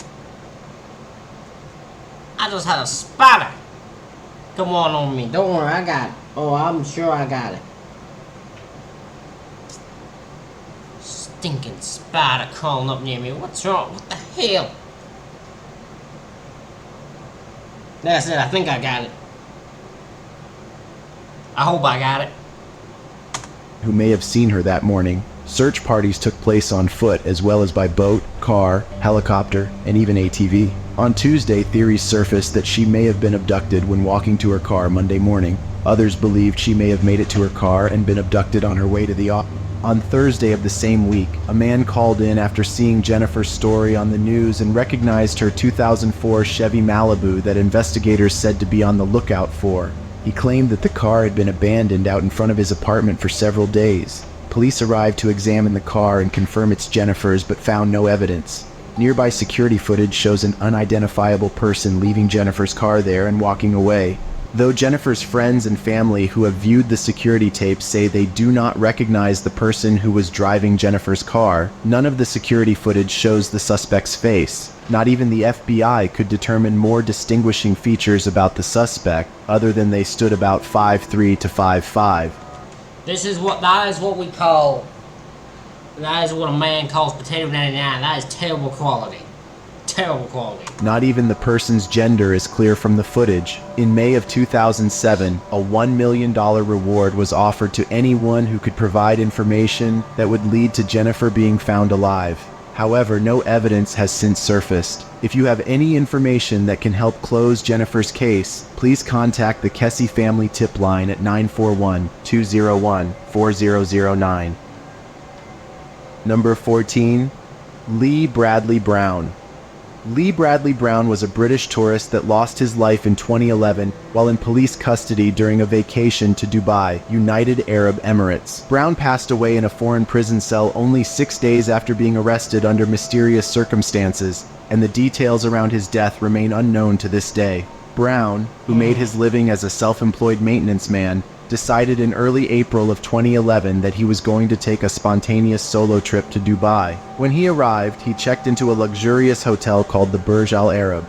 On April 6, 2011, a hotel maid let herself into Brown's room. In her later reports, she explained to police that she thought the room was empty and was planning to clean it. She entered the room without knocking or announcing herself. It should also be noted that she wasn't wearing her work uniform and didn't have her ID card with her to prove who she was. Brown was startled by the woman entering his room and allegedly accused her of stealing, grabbed her and dragged her to the room's balcony while threatening to throw her over. Brown himself called for hotel security.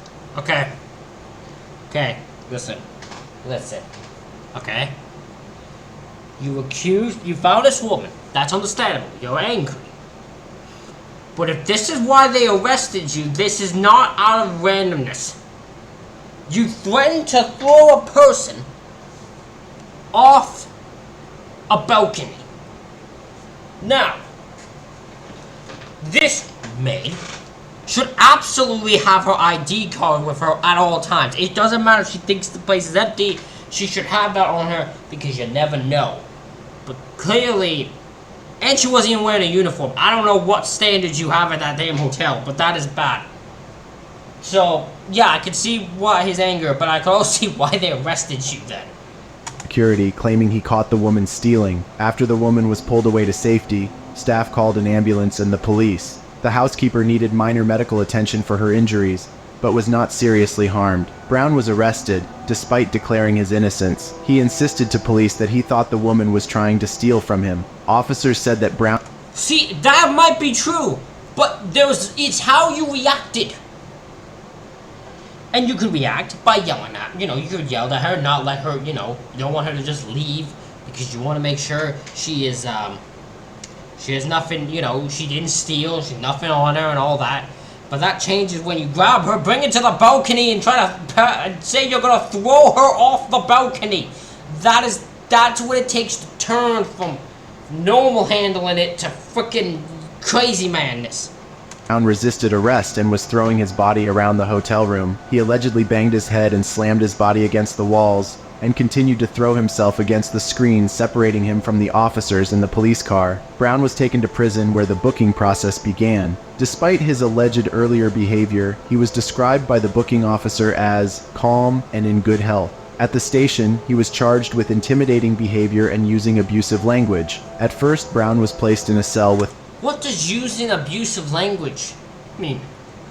What exactly was he saying that is considered using abusive language? There's an actual question. With other inmates, with whom he was said to have been getting along well with. However, after a trip to court, he returned having apparently been severely and was placed in solitary confinement. It was here that Brown died. Officials claimed initially that Brown's injuries were the result of altercations with other inmates, and they claimed that they would release CCTV footage backing this account. However, this footage has never been released. Over time... Because it doesn't exist. That's why it's never been released. It doesn't exist. They didn't actually think anyone would probably want the footage. That was taken at their word, so they didn't actually think they needed to release it because it doesn't exist. Time the story changed, with officials later claiming that Brown had caused the injuries to himself by throwing himself on the ground and against the walls of his cell.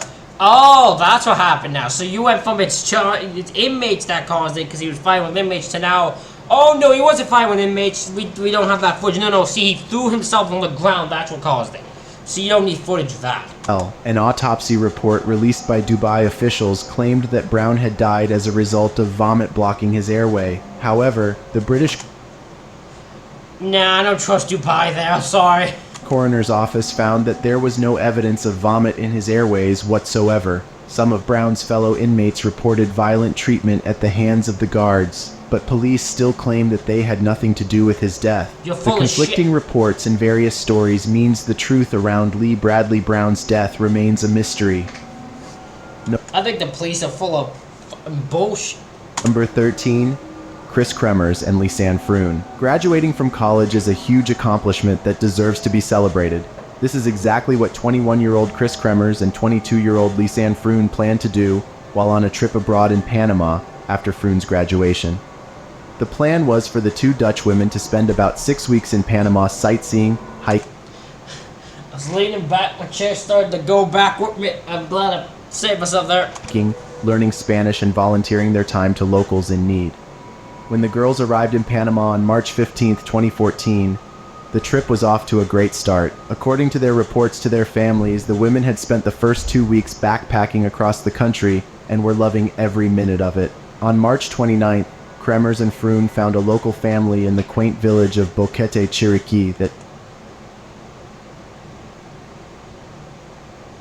took them in.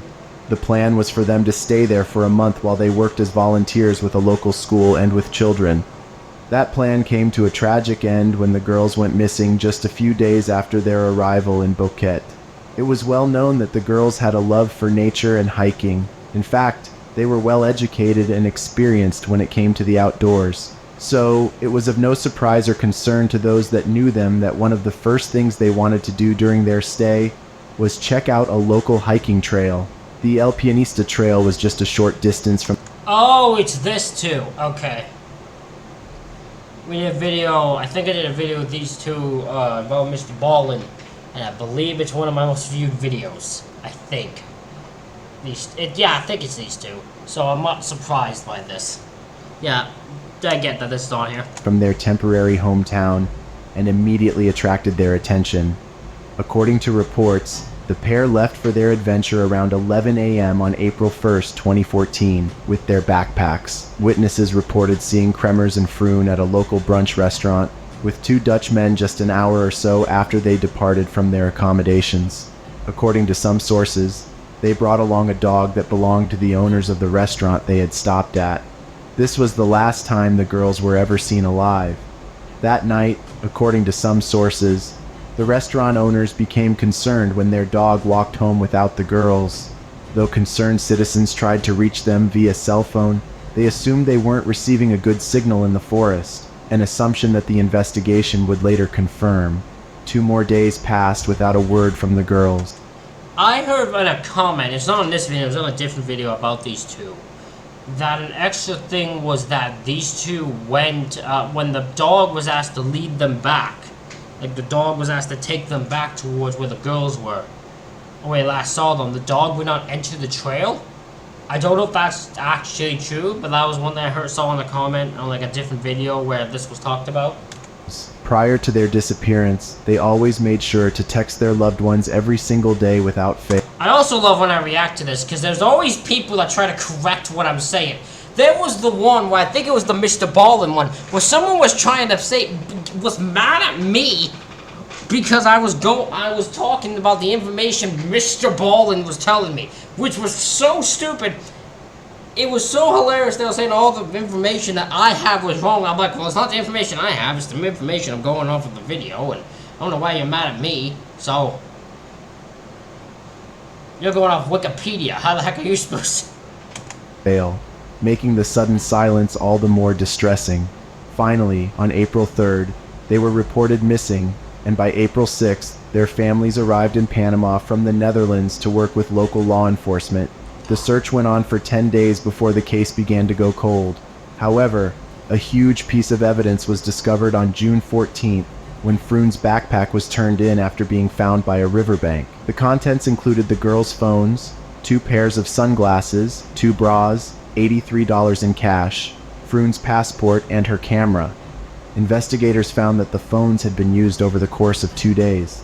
There were apparently numerous call attempts to 911, but the lack of signal caused the calls to drop. Eventually, Froon's phone died. Kremer's phone had still been turned on a few times, likely to search for a signal. From April 5th to April 11th, Kremer's phone was randomly turned on several times, but the wrong PIN code was entered too often, and the phone locked access. The images found on Froon's camera all seemed to have been taken by accident.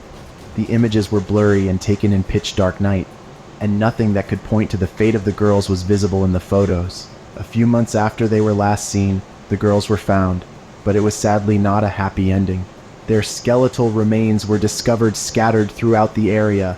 Testing later confirmed that the bones, including a foot still inside a hiking boot and a pelvic bone, belonged to Kremers and Froon. What happened to these young women in the jungle remains a mystery, and their loved ones are still searching for answers in their disappearance. Number 12. The murder of Jeanette De Palma. Jeanette De Palma's life began on August 3, 1956, in the tranquil New Jersey suburb of Springfield Township. Raised in a devout Christian home, she enjoyed an upper-middle-class upbringing alongside her siblings. On August 3, 1972, Jeanette celebrated her 16th birthday. Being deeply connected to her faith, the festivities were modest, eschewing traditional partying. 5 days later, on August 7th, Jeanette told her mother of plans to take the train to her friend's house. Sadly, Jeanette never made it there. Later that evening, when Jeanette failed to return home, her parents notified the police, and an investigation was quickly launched. Over the next 6 weeks, searches were conducted, flyers were handed out, and appeals were made begging anyone with information as to the 16-year-old's whereabouts to come forward, but leads were sparse. It wasn't until September 19, 1972, when a break in the case was finally made. That day, a dog returned to its owner from playing outside, clutching a decomposing human arm in its jaws, the hand still attached. The authorities were immediately called, and bloodhounds were deployed. The dogs led detectives to the Hudai Quarry near the Watchung Reservation, locally known by the eerie name the Devil's Teeth. Here they found Jeanette's body, lying face down in the dirt, surrounded by wooden crosses and logs set out to look like a coffin. According to some sources, there was also a pentagram drawn close by, and the scene suggested some kind of occult practice. The state of Jeanette's body made identification through dental records necessary, and due to the advanced decomposition, the exact cause of death remained unknown. The coroner speculated strangulation, as there were no obvious signs of trauma. Intriguingly, high lead levels were found in her remains, defying explanation. First at the scene, Officer Donald Schwett speculated during the initial investigation that it might not have been a murder at all, suggesting Jeanette may have succumbed to a drug overdose, abandoned by friends. Yet this explanation seemed inconsistent with Jeanette's staunchly religious personality and way of life. Her friends reported that they did not know her to engage in substance use.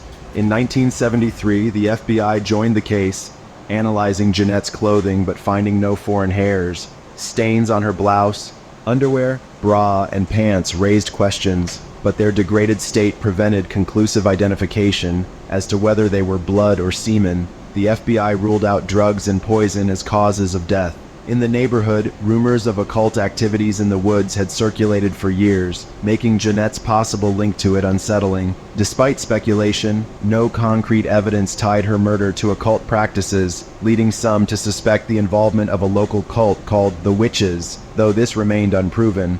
A fortnight after the discovery of Jeanette's body, local newspapers circulated articles sensationalizing her death, asserting that witchcraft was responsible. These reports referenced Reverend James Tate, a local evangelist and family friend of the De Palmas, as their source. As the notion of a teenage coven conducting murderous rituals perpetuated and gained traction in the community, law enforcement detained a homeless man who had been residing in the vicinity. However, he was quickly released and ruled out as a suspect. With no further viable leads, the police decided to close the case. Years later, private investigator Ed Salzano took an interest in the case at the request of John Bancy, Jeanette's nephew, who hoped for answers before his own death. Salzano was convinced that some in the Springfield community knew the truth but feared coming forward. He sought to reopen and re-examine the case, filing a lawsuit to test Jeanette's clothing and conduct DNA analysis. Tragically, John Bancy passed away before finding the closure he sought, leaving the mystery of Jeanette De Palma's murder unresolved. Today, the Facebook page Justice for Jeanette De Palma, run by Salzano and his partner, seeks to keep her memory alive and find answers. Springfield's Deputy Mayor Chris Weber, a retired police officer, expressed interest in re-examining the case, as there may be new perspectives and connections waiting to be found. Number 11. Rico Harris. A tragic story of a role model with true potential, Rico Harris is a well-known name with a mysterious story.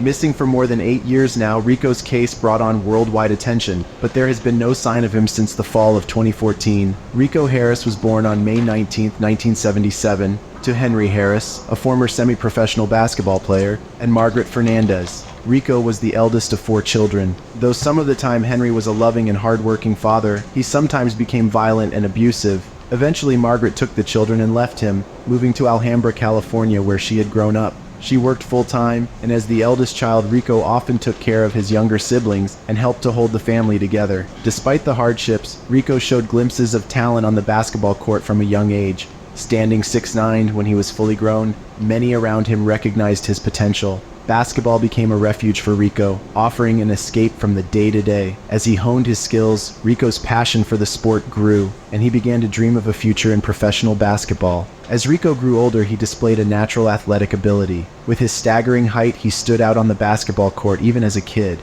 He attended Alhambra High School, where he became a star player for the school's basketball team. Off the court, he was shy and not academically inclined. Though he worked hard to improve his GPA, an athletic scholarship offer from UCLA had to be rescinded after his poor performance on the SATs. He eventually wound up enrolling at Los Angeles City College and playing for their team, becoming the biggest star on their team. After completing college and bouncing around from team to team, but never quite making it out of the semi-professional leagues, Rico joined the Harlem Globetrotters, a team renowned for their showy performances, part sport and part theater. However, despite his success with them, he faced personal issues off the court. Rico grappled with substance abuse issues and felt the setbacks of it in both his professional and personal life. About a month after he joined the team, he was out driving with his girlfriend when he got into a dispute with another car. After leaving his own car to confront them, he was hit in the back of the head with a baseball bat. Though he was able to get himself home after the incident, he started having headaches and trouble maintaining stability. He eventually had to retire from sports altogether at the age of just 24. He returned to live with his mother for a period of time where... Wow, at the age of 24. Some reason I thought it was way older he'd be, I think, but to have to retire 24 is such a young age. Damn. His substance use continued to get worse. Instead of just drinking, he began to use heroin, crack, and methamphetamine. Loved ones were worried about him and didn't know how to intervene. Eventually, after an overdose of prescription drugs, he made the decision to attend rehab.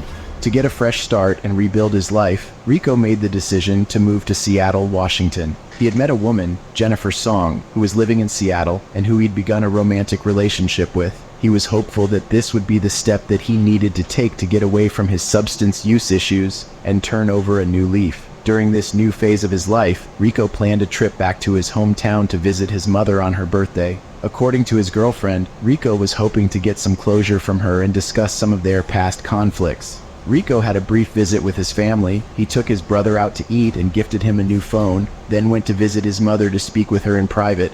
Loved ones say that they don't think that conversation went as he expected or hoped it might. Shortly after midnight, Rico left to go back to Seattle since he had a job interview early the next morning. According to reports, Rico drove north on Interstate 5 and stopped at Lodi, about 40 miles south of Sacramento, to refuel his car. At 10:45 a.m. on October 10th,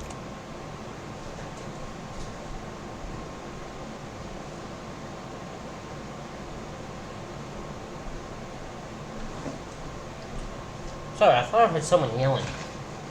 I'm hearing things now. he called his girlfriend Jennifer from his car and left her a message that said he was going to go up into the mountains to have a rest, since he was worn out from the long drive. At 11:15 a.m., he turned off his phone. No one has heard from Rico since. Jennifer called Rico back when he failed to return home, but there was no answer. Jennifer and his friends decided to wait a few days to see if he would return later than expected, but they eventually reported him missing. A search began but brought no evidence. There were some reported sightings of Rico, but none have been confirmed. His car was eventually found, but Rico was not inside, and there was no evidence that pointed investigators in a definitive direction. They later found his backpack by the side of the road, and his phone and charger were contained within. Despite extensive searches and efforts to uncover clues, Rico Harris's disappearance remains shrouded in uncertainty. If you have any information about Rico's disappearance or whereabouts, please contact the Yolo County Sheriff's Office at 530-668-5280. Number 10. The Hothfield Man. The case of the Hothfield Man follows the story of an unidentified John Doe that was found deceased in a sleeping bag on the side of the road in Ashford, Kent, England, on May 25th. I have never heard this one. This is about the only one so far I've never heard of. 1983. Due to a lack of technology and forensics at the time of the incident, details surrounding the case vary from source to source. In the early morning hours of May 25th, passers-by reported seeing a man asleep on the side of the road in a grassy boulevard. They were concerned for the man's safety and hoped police would get him off the road. When officers arrived, they made the shocking discovery that the victim was no longer alive. He was brought in for an autopsy. Some records reported that the hold on. I might have heard this one actually, now that I think about it. You might have said this one before. I just have no memory of it. Cause of death was an overdose. Because that part is what I remember. Someone being in a sleeping bag and then police finding out the person was dead. So yeah, that does sound familiar in an other video of this channel. While others insist natural causes were to blame. The man was found with no identification, no money, and only a few camping items. He was dressed in many layers of clothing, which seemed odd to investigators because his fate occurred in the spring months of the year, and weather had been warm and comfortable. After the body was brought in, local media began covering the story in an attempt to help identify the victim. No one from the public came forward to provide information about the Doe or to reveal his identity. In the midst of the investigation, 2 officers were brought in who said that they had details pertaining to the case. Apparently, 3 days before the Doe was found, police had interacted with him. It's unclear why officers were called to the scene, but important information was uncovered in the short interview. Doe explained to the officers that he didn't have ID or money on him because he was taking part in a bet with friends. He claimed that he and his friends were all going to set out on their own and travel with little to no possessions, just to see if they could survive the endeavor. This was clearly a dangerous game, but investigators had reason to believe that either Doe was lying or that he had been set up by his friends. A letter was found in Doe's back. I would think the two things too. There's nowhere I'd believe that's true, because that's so much stupidity that you wouldn't believe people would actually do that. Pocket that was addressed to a man named Jack Simpson in Australia. The contents of the letter were never released by the police, but it's important to note that the address was to a sort of post office, implying that Jack Simpson may not have had a fixed address, or his address was not known at the time. The investigation began to go cold after no new leads or evidence was unveiled. The biggest piece of information that the team had was the claim that this Doe was participating in a bet. It seemed that if he had friends who actually knew about the challenge, or had any idea where he was, they would eventually set out looking for him. News coverage of the case eventually went international, making it even more likely that his friends, wherever they were, would have spotted him and come forward. Of course, the common belief amongst the investigative team was that this story about a bet was completely fictional or was part of a lie to conceal the man's true intentions. Yeah. He could have been running from a crime he committed and was hoping to escape justice by flying under the radar. 40 years have now passed since the discovery of the Hothfield man's body, and this strange case remains unsolved. For any information in identifying the Hothfield man, also known as the Ashford John Doe, please contact the UK Missing Persons Unit with the case number 06025589. Number 9. The disappearance of Ben McDaniel. Benjamin Wayne McDaniel was born on April 15, 1980, in Memphis, Tennessee.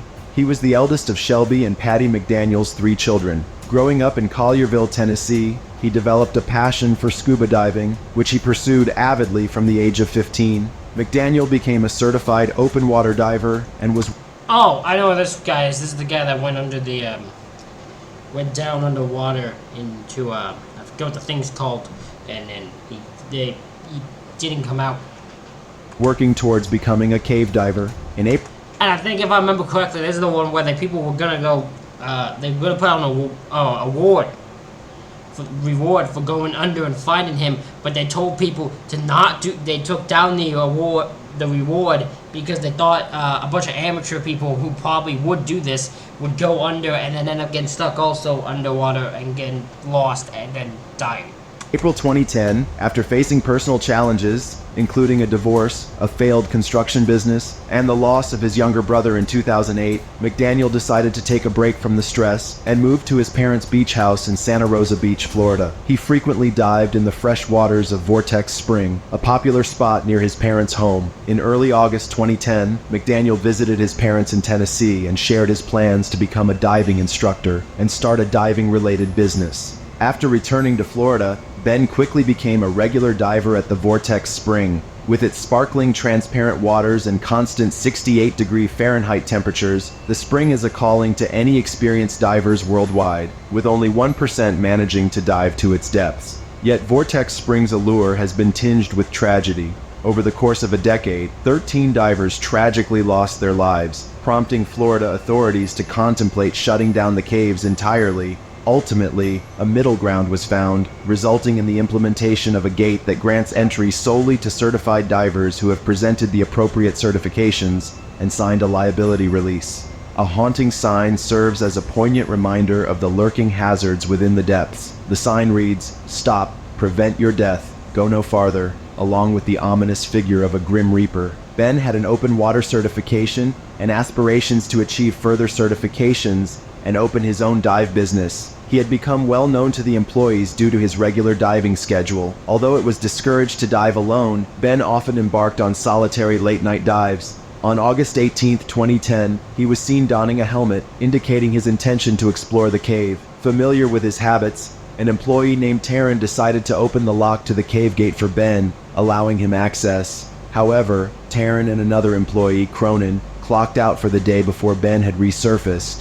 2 days later, when Ben's truck remained parked in the Vortex Springs lot, authorities were notified and the search efforts commenced. Cadaver dogs alerted to a scent trail leading to the spring, and an underwater search was conducted. Outside the cave, 2 tanks belonging to Ben were found. Given the complexity and danger of cave diving recovery, the help of highly skilled divers was required. 16 divers spent an arduous 36 days searching the caves, and Ed Sorensen, an experienced cave diver and recovery specialist, ventured deeper into the cave than anyone had ever done before.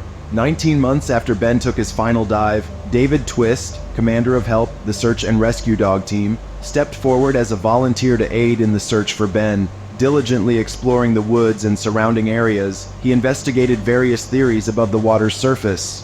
Though Twist knew there was yet to be concrete evidence that Ben was in the cave, he felt that something must have happened to him within that vicinity. In their quest for answers, investigators conducted over 30 tests on the waters of Vortex Spring, any signs of unusual bacteria that could lead them closer to a specific location. Unfortunately, these tests yielded no significant findings. Stranger still, they found no evidence to suggest a body was decomposing in the waters beyond their reach. They began to question if Ben was ever in the cave at all. Amidst the search, a Vortex Springs employee suggested a theory. that Ben orchestrated his own death to start a new life elsewhere.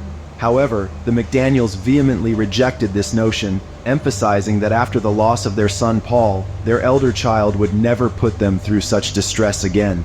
They pointed to the fact that he had left his beloved rescued dog, Spooner, unattended at the beach house that day, which contradicted the idea of him intentionally disappearing.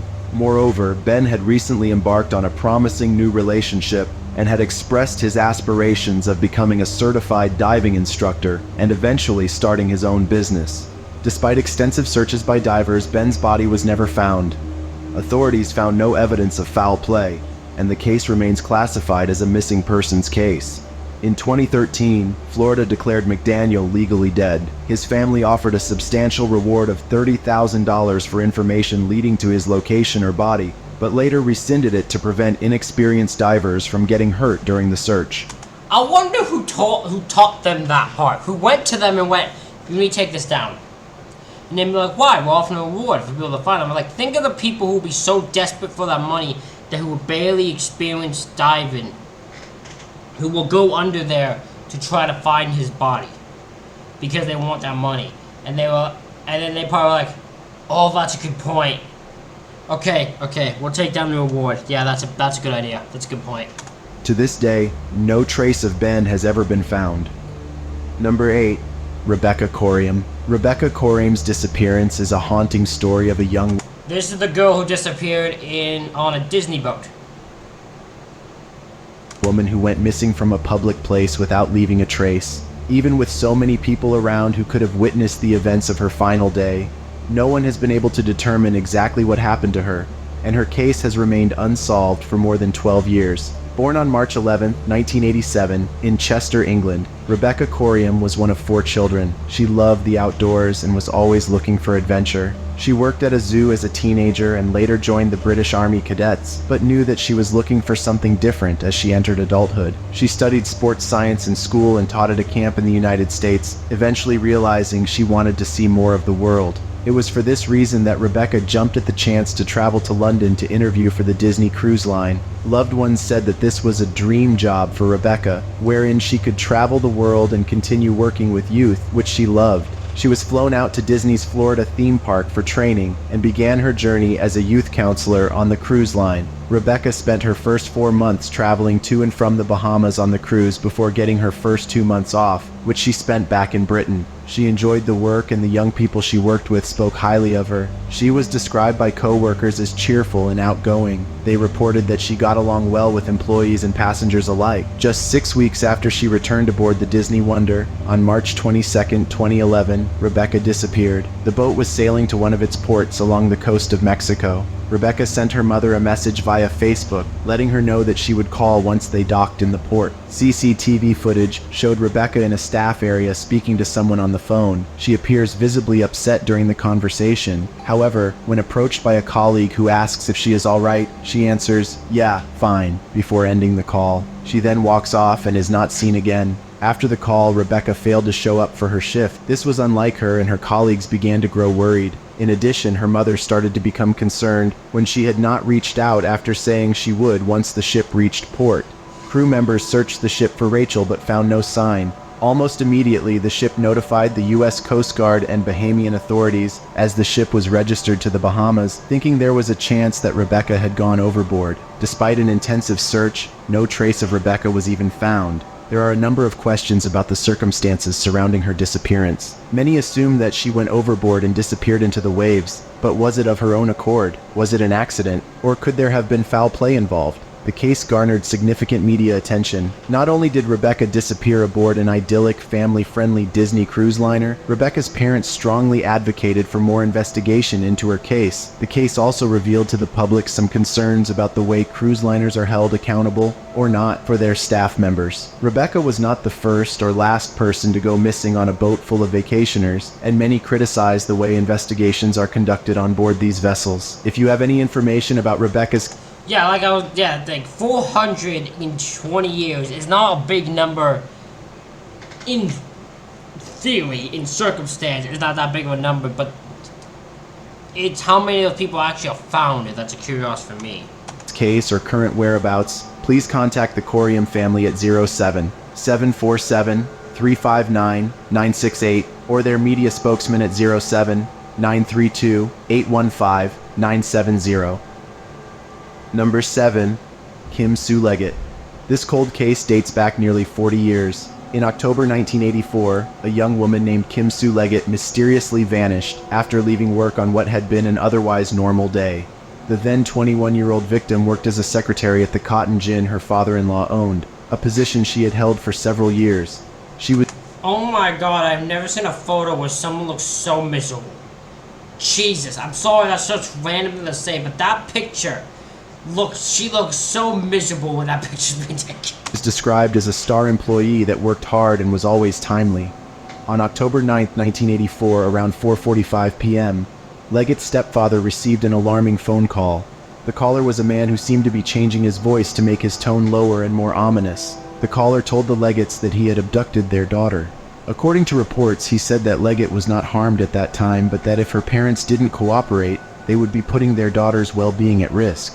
The alleged kidnapper informed the victim's parents that he would only release their daughter if he received a ransom. The call ended, and at first the parents didn't take it seriously. They stated that they thought it was a funny call, and likely part of a prank that Kim was pulling on them. She was known for her wild and sometimes dark sense of humor. Without much worry, the parents called Kim at work to debunk the call. However, Kim never answered. They said they called her multiple times to no avail. Finally, they grew worried and decided to visit her office. When they arrived, they found the place unlocked. There were textbooks and study supplies strewn on Kim's desk. It appeared as though she was in the middle of studying and left her materials behind. Her other belongings, including her purse and briefcase, had also been left behind. This was unusual for Kim, who always kept these items on her. The family couldn't find Kim despite their search efforts, and began reaching out to friends and co-workers, hoping someone might have seen her that day. However, day turned to evening, and the evening turned to night, as several silent hours passed without a word about Kim's possible location. Her parents and husband, now frantic with worry, finally contacted police and reported Kim as missing. When the investigation was opened, witness testimonies were collected and a brief timeline of events was sketched out. Investigators discovered that around 4:30 p.m. on the day Kim vanished, a customer came in for a product order they needed assistance with. This customer was a regular and had interacted with Kim frequently. They knew how Kim usually behaved and said that, during their exchange, nothing seemed out of the ordinary, and Kim was as upbeat as usual. As the customer was leaving, they saw Kim standing in the parking lot with two unidentified men. The trio surrounded a white sports car as they chatted. Judging from her body language and the way she appeared to be communicating with them, the customer inferred that Kim was annoyed or possibly even offended. However, she didn't seem to be showing any signs of fear or seem as though she believed herself to be in danger. 15 minutes after this witness left, the Leggetts received an unsettling phone call. Around 5 p.m., before her parents arrived at the job looking for her, a customer came in for help and reported that Kim was nowhere to be found, but that the facility was empty and unlocked. Given this timeline of events, investigators estimated that Kim was abducted or vanished in the short time between being seen in the parking lot and her parents receiving the call, meaning the entire ordeal took place over just a few minutes. The following day, search teams were organized and set out to find any trace of Kim. A few days after this, Kim's parents received a letter at their home. It had no return address. The letter repeated what had been said in that mysterious phone call, demanding a ransom for Kim to be returned or she would be harmed. The kidnapper was demanding $250,000 for Kim's safe return. Kim's parents realized that the letter was written in Kim's handwriting, signaling not only that she was still alive, but that the person contacting them was, in fact, her kidnapper. Investigators ran tests on the letter, which was confirmed by an expert to be written by Kim, but with another person's writing on the outside of the envelope. However, this piece of evidence was not enough to direct investigators towards any suspect. Kim's husband, with whom she had a small child, was initially investigated, as the spouses of missing people often are, but was eventually cleared of any involvement. To this day, there have been no further developments in Kim's case, and her whereabouts remain a... Can you do one of like a big, I don't need to do it with this long, but like cases of like solved cases with just shocking twists to it? So they just always aren't unsolved? Like, do something that was solved, but you wouldn't expect where it went? mystery. Number 6. The Dodleston Messages. In the autumn of 1984, in the village of Dodleston, Cheshire, England, economics teacher Ken Webster was renovating an 18th century cottage where he lived with his girlfriend Debbie. Strange occurrences began shortly after they moved in, with mysterious six-toed footprints appearing on the walls. Initially, they suspected each other of playing pranks inspired by the cottage's history, but as time passed, more eerie events unfolded, including chalk marks, cold spots, and strange noises. Things took an even stranger turn when they discovered mysterious messages on a borrowed computer, supposedly from a man named Lucas Wainman, who lived and died in the 1500s. True are the nightmares of a person that fears. Safe are the bodies of the silent world. Turn, pretty flower, turn towards the sun, for you shall grow and sow. But the flower reaches too high and withers in the burning light. Get out your bricks, pussycat. Pussycat went to London to seek fame and fortune. Faith must not be lost, for this shall be your redeemer. This is someone's fake. This is fake. Whoever reported this, that this is happening to this family, the family is responsible for this. Because this is so stupid. No one would write, this would not be written, a ghost would not write this. Because this makes no sense and this gets no point across. This is not real. A few days after the mysterious poem appeared, another message arrived. I write on behalf of many. What strange words you speak. You are a worthy, good man who has a fanciful woman, and you live in my house, who dwell in my home, with lights which the devil makes. It was a great crime to have stolen, bribed, my house.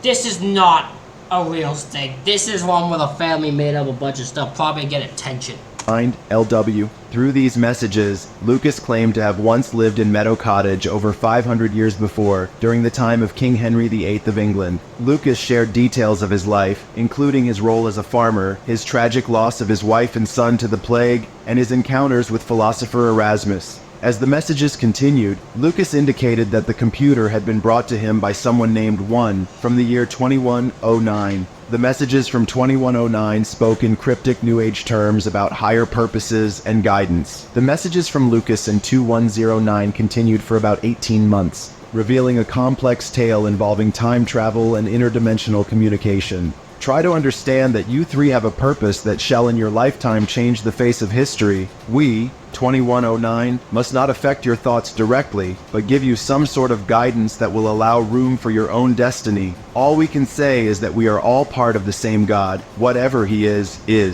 The authenticity of the Dodleston messages came under scrutiny. Language experts analyzed the messages and found discrepancies, suggesting that they were not genuine Tudor English. No, I 100% believe this was written by the family themselves, just trying to pull rules over everybody's ass. Theorized that Ken Webster and his girlfriend might have orchestrated an elaborate hoax, starting as pranks and later becoming a complex narrative. Ken wrote a book about the experience, and some theorized that the story was an elaborate form of promotion. Eventually, the Society for Psychical Research, SPR, was called in to investigate, but they found no conclusive evidence and left without witnessing any paranormal activity. Despite the initial intrigue, interest in the Dodleston messages waned over time, and Ken Webster and his girlfriend disappeared from the pub. Sorry, I'm gonna finish it here. Someone knocked on my door. I gotta finish these first. Public eye. The authenticity of the messages remains uncertain, leaving the Dodleston messages as a peculiar mystery that could be a product of elaborate storytelling or a paranormal enigma. It's elaborate storytelling, that's all it is. 5. Brian Schaffer.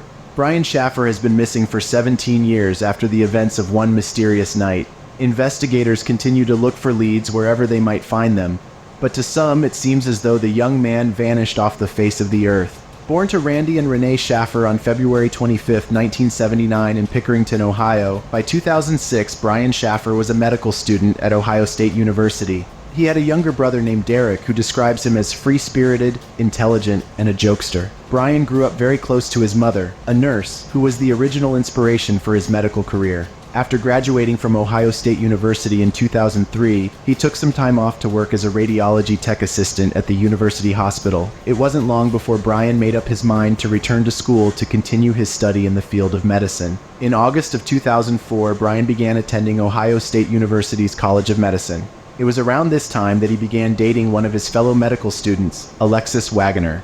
They had only been dating for a couple of months when his friends started to notice the relationship was becoming quite serious.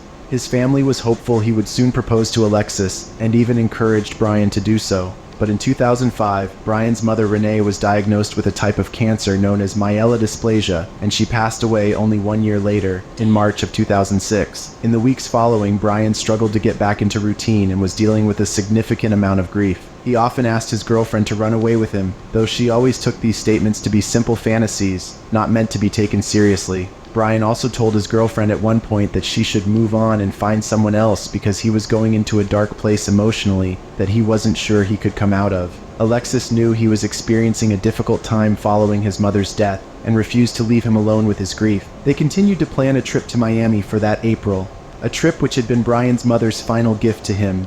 On March 31st, 2006, the first night of his break, Brian went out to dinner with his father. The family was allegedly dealing with some tension surrounding Renee's life insurance policy. It was rumored at this time that Brian's father was planning to cut him off financially, even though his mother had supported him throughout college. So Brian was facing financial concerns about how he was going to continue to pay for medical school as well as dealing with his own grief. After having dinner with his father, Brian met up with his friend William. They went for a drink before deciding to call their friend Meredith to join them. Meredith picked the two men up and they went bar hopping, eventually landing at a local bar called the Ugly Tuna Saloon. Around 10 p.m., Brian called Alexis, who was in Toledo visiting family, to tell her he loved her and confirm their travel plans for the following week to Miami. Apparently, not long after hanging up, Brian and William had an argument at the bar, the subject of which has never been publicly discussed, and Brian walked off. Around 2 o'clock that morning, Meredith noticed she hadn't seen Brian in a while, and quickly scanned the bar for him.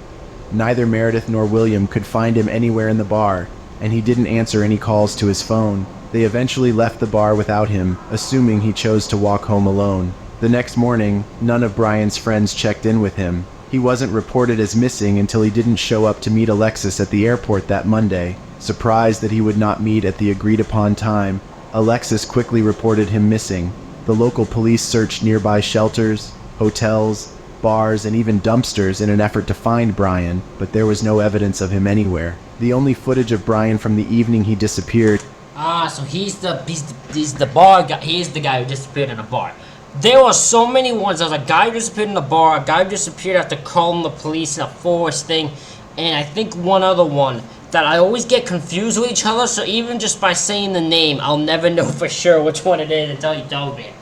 This is the bar one, where the guy goes into the bar, you can see him enter the bar, you never see him leave the bar, and he's never seen again.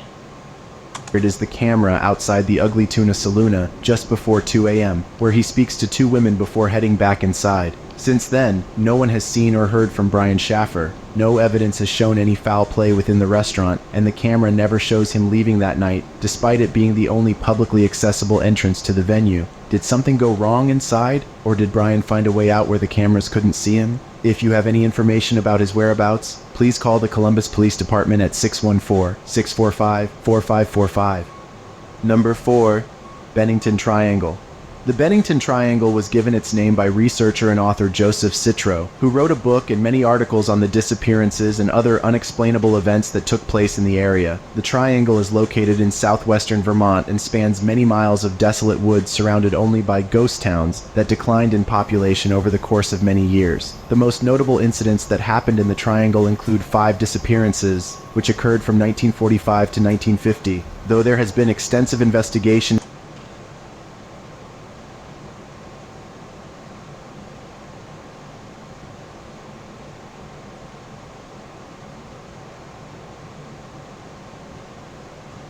into each of the disappearances. None has been solved. Mitty Rivers, Paula Weldon, James Tedford, Paul Jepson, and Frida Langer all vanished while traveling through the area. Mitty Rivers was the first victim. The then 74-year-old was hunting with a group of 4 other men in the triangle when he wandered off and was never seen again. According to the others on the trip, Rivers was a talented hunter and hiker who loved the outdoors and knew his way around.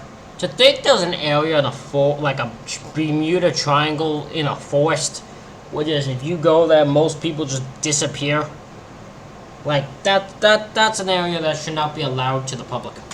Joe Luzon was traveling with Rivers, his father-in-law.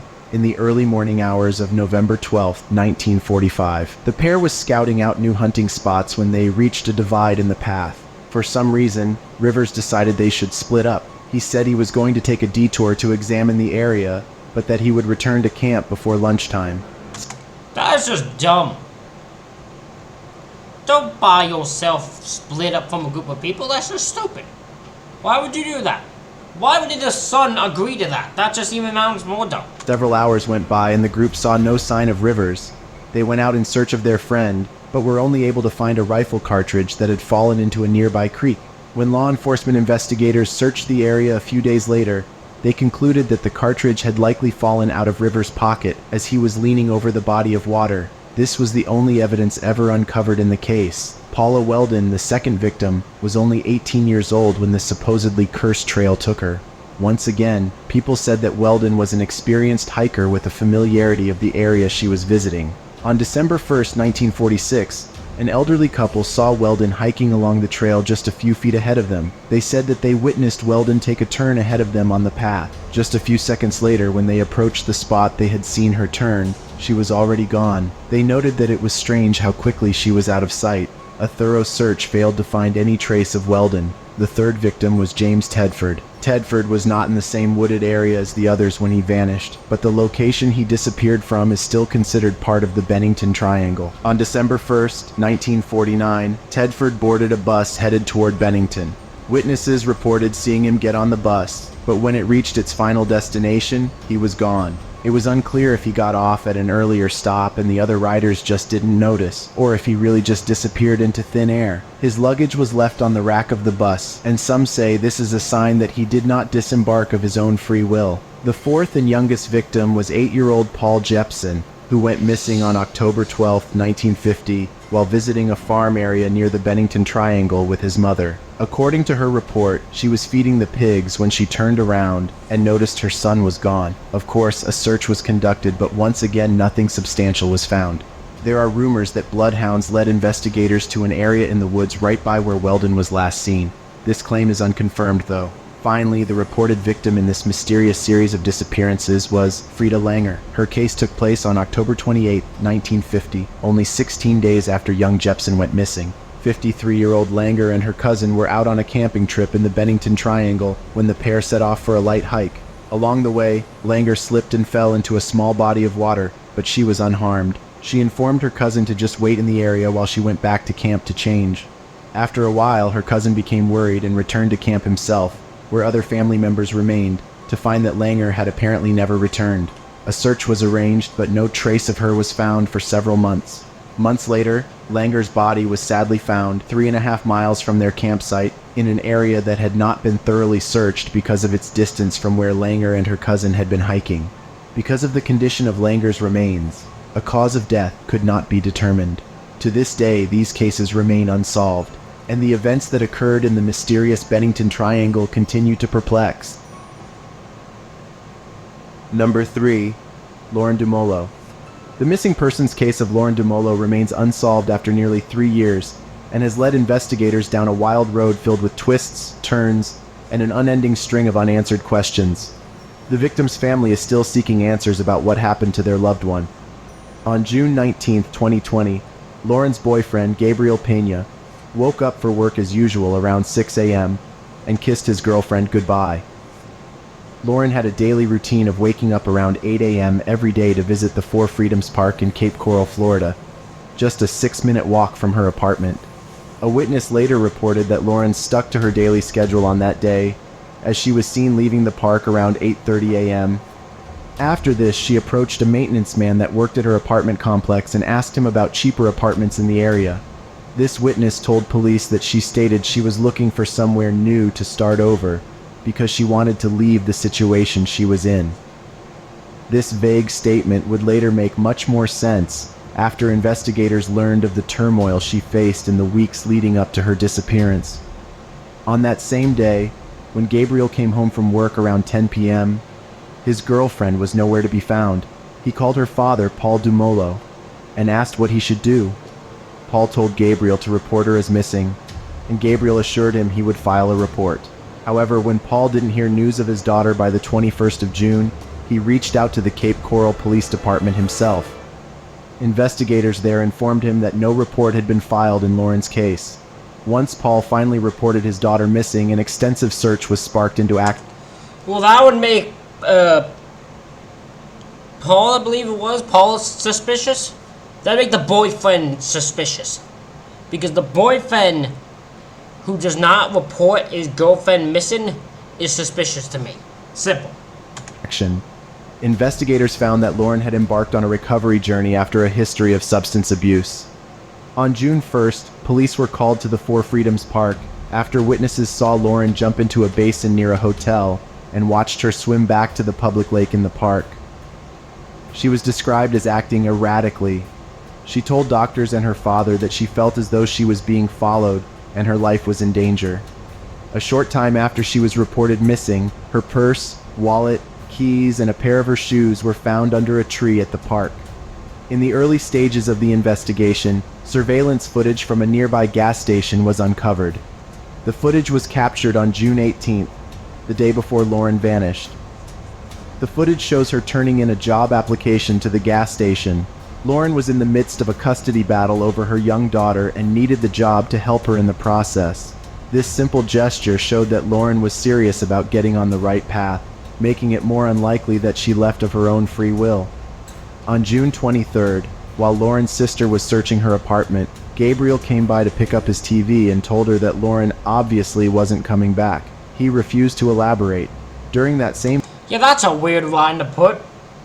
How is he not more of a suspect? I don't get this. visit, he provided Lauren's sister with her fully charged cell phone, with no answer as to how he had found it or why he had not shared it with investigators. It's important to note that at this time, Gabriel is not officially considered a suspect. Why is Gabriel not a suspect? I said the name Paul earlier. I don't know why the name Paul was on my mind. His name's Gabriel. Why is my man Gabriel not a suspect? He probably is the most easiest one to go with. The moment you said to me as an investigator, yeah, the boyfriend said he would report her missing, but he never did. Until I did. Oh, but okay, he's definitely thinking that. What, you're like, oh, the boyfriend handed to me her fully charged phone, never said I got it. That's the reason number two. That's all I need. However, the victim's Sure, you can't arrest him, but I'll definitely be looking into him. family has expressed distrust of her boyfriend and his of actions course. subsequent to Lauren's disappearance. Of course. On July 2nd, search members found a shirt that belonged to Lauren, thrown to the shore near the water. Investigators believe that this piece of evidence was planted due to previous searches of the area failing to uncover it. Yep.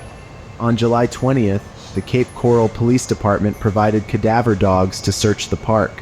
Strangely, the dogs seemed to follow a scent to Lauren's mother's home just across the street from the park. This raised even more questions, but sadly, ultimately led to a dead end. The search has covered a vast area which has slowly made its way across the country. Countless areas of wilderness and bodies of water have been thoroughly searched. Yet there have been no new updates on Lauren Dumolo's disappearance in nearly 3 years. Her family is still searching for answers and her case remains open and active. If anyone has information regarding this case, there is a standing $8,000 reward. You can contact Crime Stoppers at 1-800-780-TIPS. Information can also be reported to the National Missing and Unidentified Persons System under the case number MP71789, as well as through the family's dedicated Instagram account at Bring Lauren Home. Number 2. The disappearance of Antoinette Caidezio. On April... I was wondering if this was going to be on here, because I was surprised I hadn't heard it yet. And then, now I know why I did. Because I was like, this is one case that is always weird, because the 911 call is bizarre. 6, 1986, Antoinette Caidezio, a vibrant and curious 9-year-old girl, was at home in Gallup, New Mexico with her 2 younger siblings, Wendy and Senata, under the supervision of a babysitter while their mother, Penny, went out to socialize at a bar with her friends. Around midnight, Penny returned home, intoxicated, and sent the babysitter on her way, assuming her children were safely asleep in the adjoining room. Tragically, Penny's judgment was impaired, and she failed to comprehend the potential dangers of leaving her children unattended in her inebriated state. With Penny... Again, this is one where you can't arrest her, right? But clearly, I guarantee you, that Penny, I believe her name was, never touched alcohol again. never could go to a bar and touch alcohol ever again. Because she would have PTSD of the night that Antoinette disappeared. Guarantee you it. Asleep, the eerie silence of the early morning was abruptly shattered by a loud and forceful knock on the door sometime after 3:30 a.m. Startled and disoriented, Antoinette and her sister Wendy awoke, uncertain of what was happening. As the older sibling, Antoinette took the initiative to approach the door, hoping to find out who was outside. Antoinette asked, "Who's this?" A man, feigning familiarity, replied, "Uncle Joe." The girls did have an uncle named Joe, but this was an imposter taking advantage of their innocence. Antoinette cautiously opened the door, only to be confronted with a stranger's visage. The unknown man wasted no time and forcibly seized Antoinette, silencing her cries for help and dragging her away from the safety of her home. As Wendy helplessly watched her sister being taken, she couldn't comprehend the gravity of the situation. Her young mind struggled to grasp the enormity of the tragedy unfolding before her eyes. In the meantime, Penny, who was still inebriated, was sound asleep, completely unaware of the nightmare that was taking place just outside her bedroom door. Little did she know that her life was... Imagine if you're Penny, when you wake up and find your child's gone. Like your child's been taken. Or you were knocked out, unconscious, asleep, deep sleep because of you drinking so much. Whew! I'm telling you, never touch alcohol again. I guarantee you, she never touched it. Was about to be forever altered. When she woke up the next morning and found her daughter missing, Penny was panicked. She spent the next 4 hours searching the neighborhood, calling out for Antoinette, hoping against hope that her daughter had simply wandered off. Her frantic efforts... Wait, did the daughter never tell her? When she was like, did the daughter never tell her, hey, someone took Antoinette? She never said a word? Were met with nothing. None of the neighbors she spoke to had seen her daughter, and she slowly began to realize that Antoinette was nowhere to be found. The devastating truth hit Penny like a tidal wave, and she contacted the police at 11 a.m. to report her daughter's disappearance. Unfortunately, due to a rule at the time requiring an 8-hour waiting period before filing a missing persons report, precious time had already slipped away before law enforcement could launch a proper investigation. As days turned into... That's stupid. That's stupid, especially when it's a child.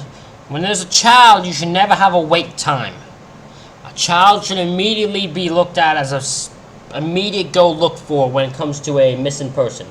Should never be a wait time when it comes to a child disappearing. Into weeks and weeks into months, the search for Antoinette intensified, with police and volunteers scouring the area around her home.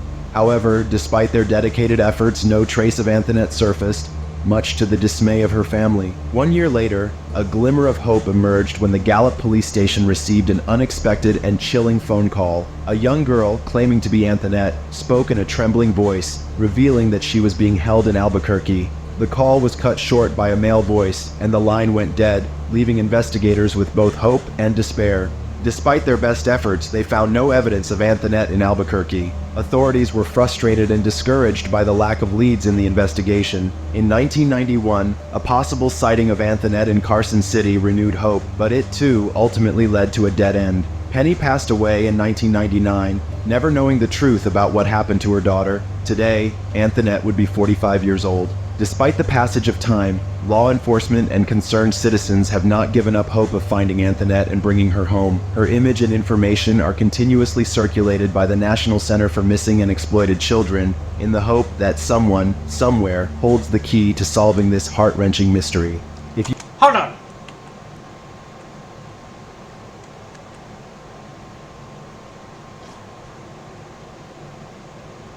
Why do we have two totally different versions of her in her 30s? There's this, then there's this. Which one is more likely? Because these are two totally different people. Hope that someone, somewhere, holds the key to solving this heart-wrenching mystery. If you have any information relating to Antoinette Calladito's disappearance, please contact the National Center for Missing and Exploited Children at 1-800-843-5678. The smallest detail could be the breakthrough that leads to the resolution of this decades-old mystery. Number 1. Asha degree. The case of 9-year-old Asha Degree and her mysterious disappearance has been unsolved for 23 years, leading investigators and the public to wonder what could have happened to the 9-year-old when she disappeared in the dark of the night. Asha Jakila Degree was a shy, cautious child who loved ones say preferred to keep to herself. She attended Falston Elementary School in Shelby, North Carolina. On Friday, February 11, 2000, 9-year-old Asha's school was closed. She and her 10-year-old brother O'Brien stayed nearby at an aunt's house while their parents worked. They both headed to basketball practice that afternoon at their school. The following day, Asha's team played their first game of the season. Asha was the team's star point guard but ended up fouling out of the game, which her team ultimately lost. Her family recalled that she was pretty upset about the loss, and she and some of her teammates were crying after the game. However, her brother's team played afterward, and by the time it was time to cheer him on, her mood seemed to have improved. The day after the games, Asha and O'Brien went to church from a relative's house, and then returned home to spend time with their parents, Harold and Aquila, who were preparing to celebrate their wedding anniversary the following day, Valentine's Day. Around 8 p.m., Asha and O'Brien went to their shared bedroom to call it a night before waking up for school the next morning. Between 9 p.m. and midnight that night, the power in the area went out after a car crashed into a nearby power line and cut the power in the neighborhood.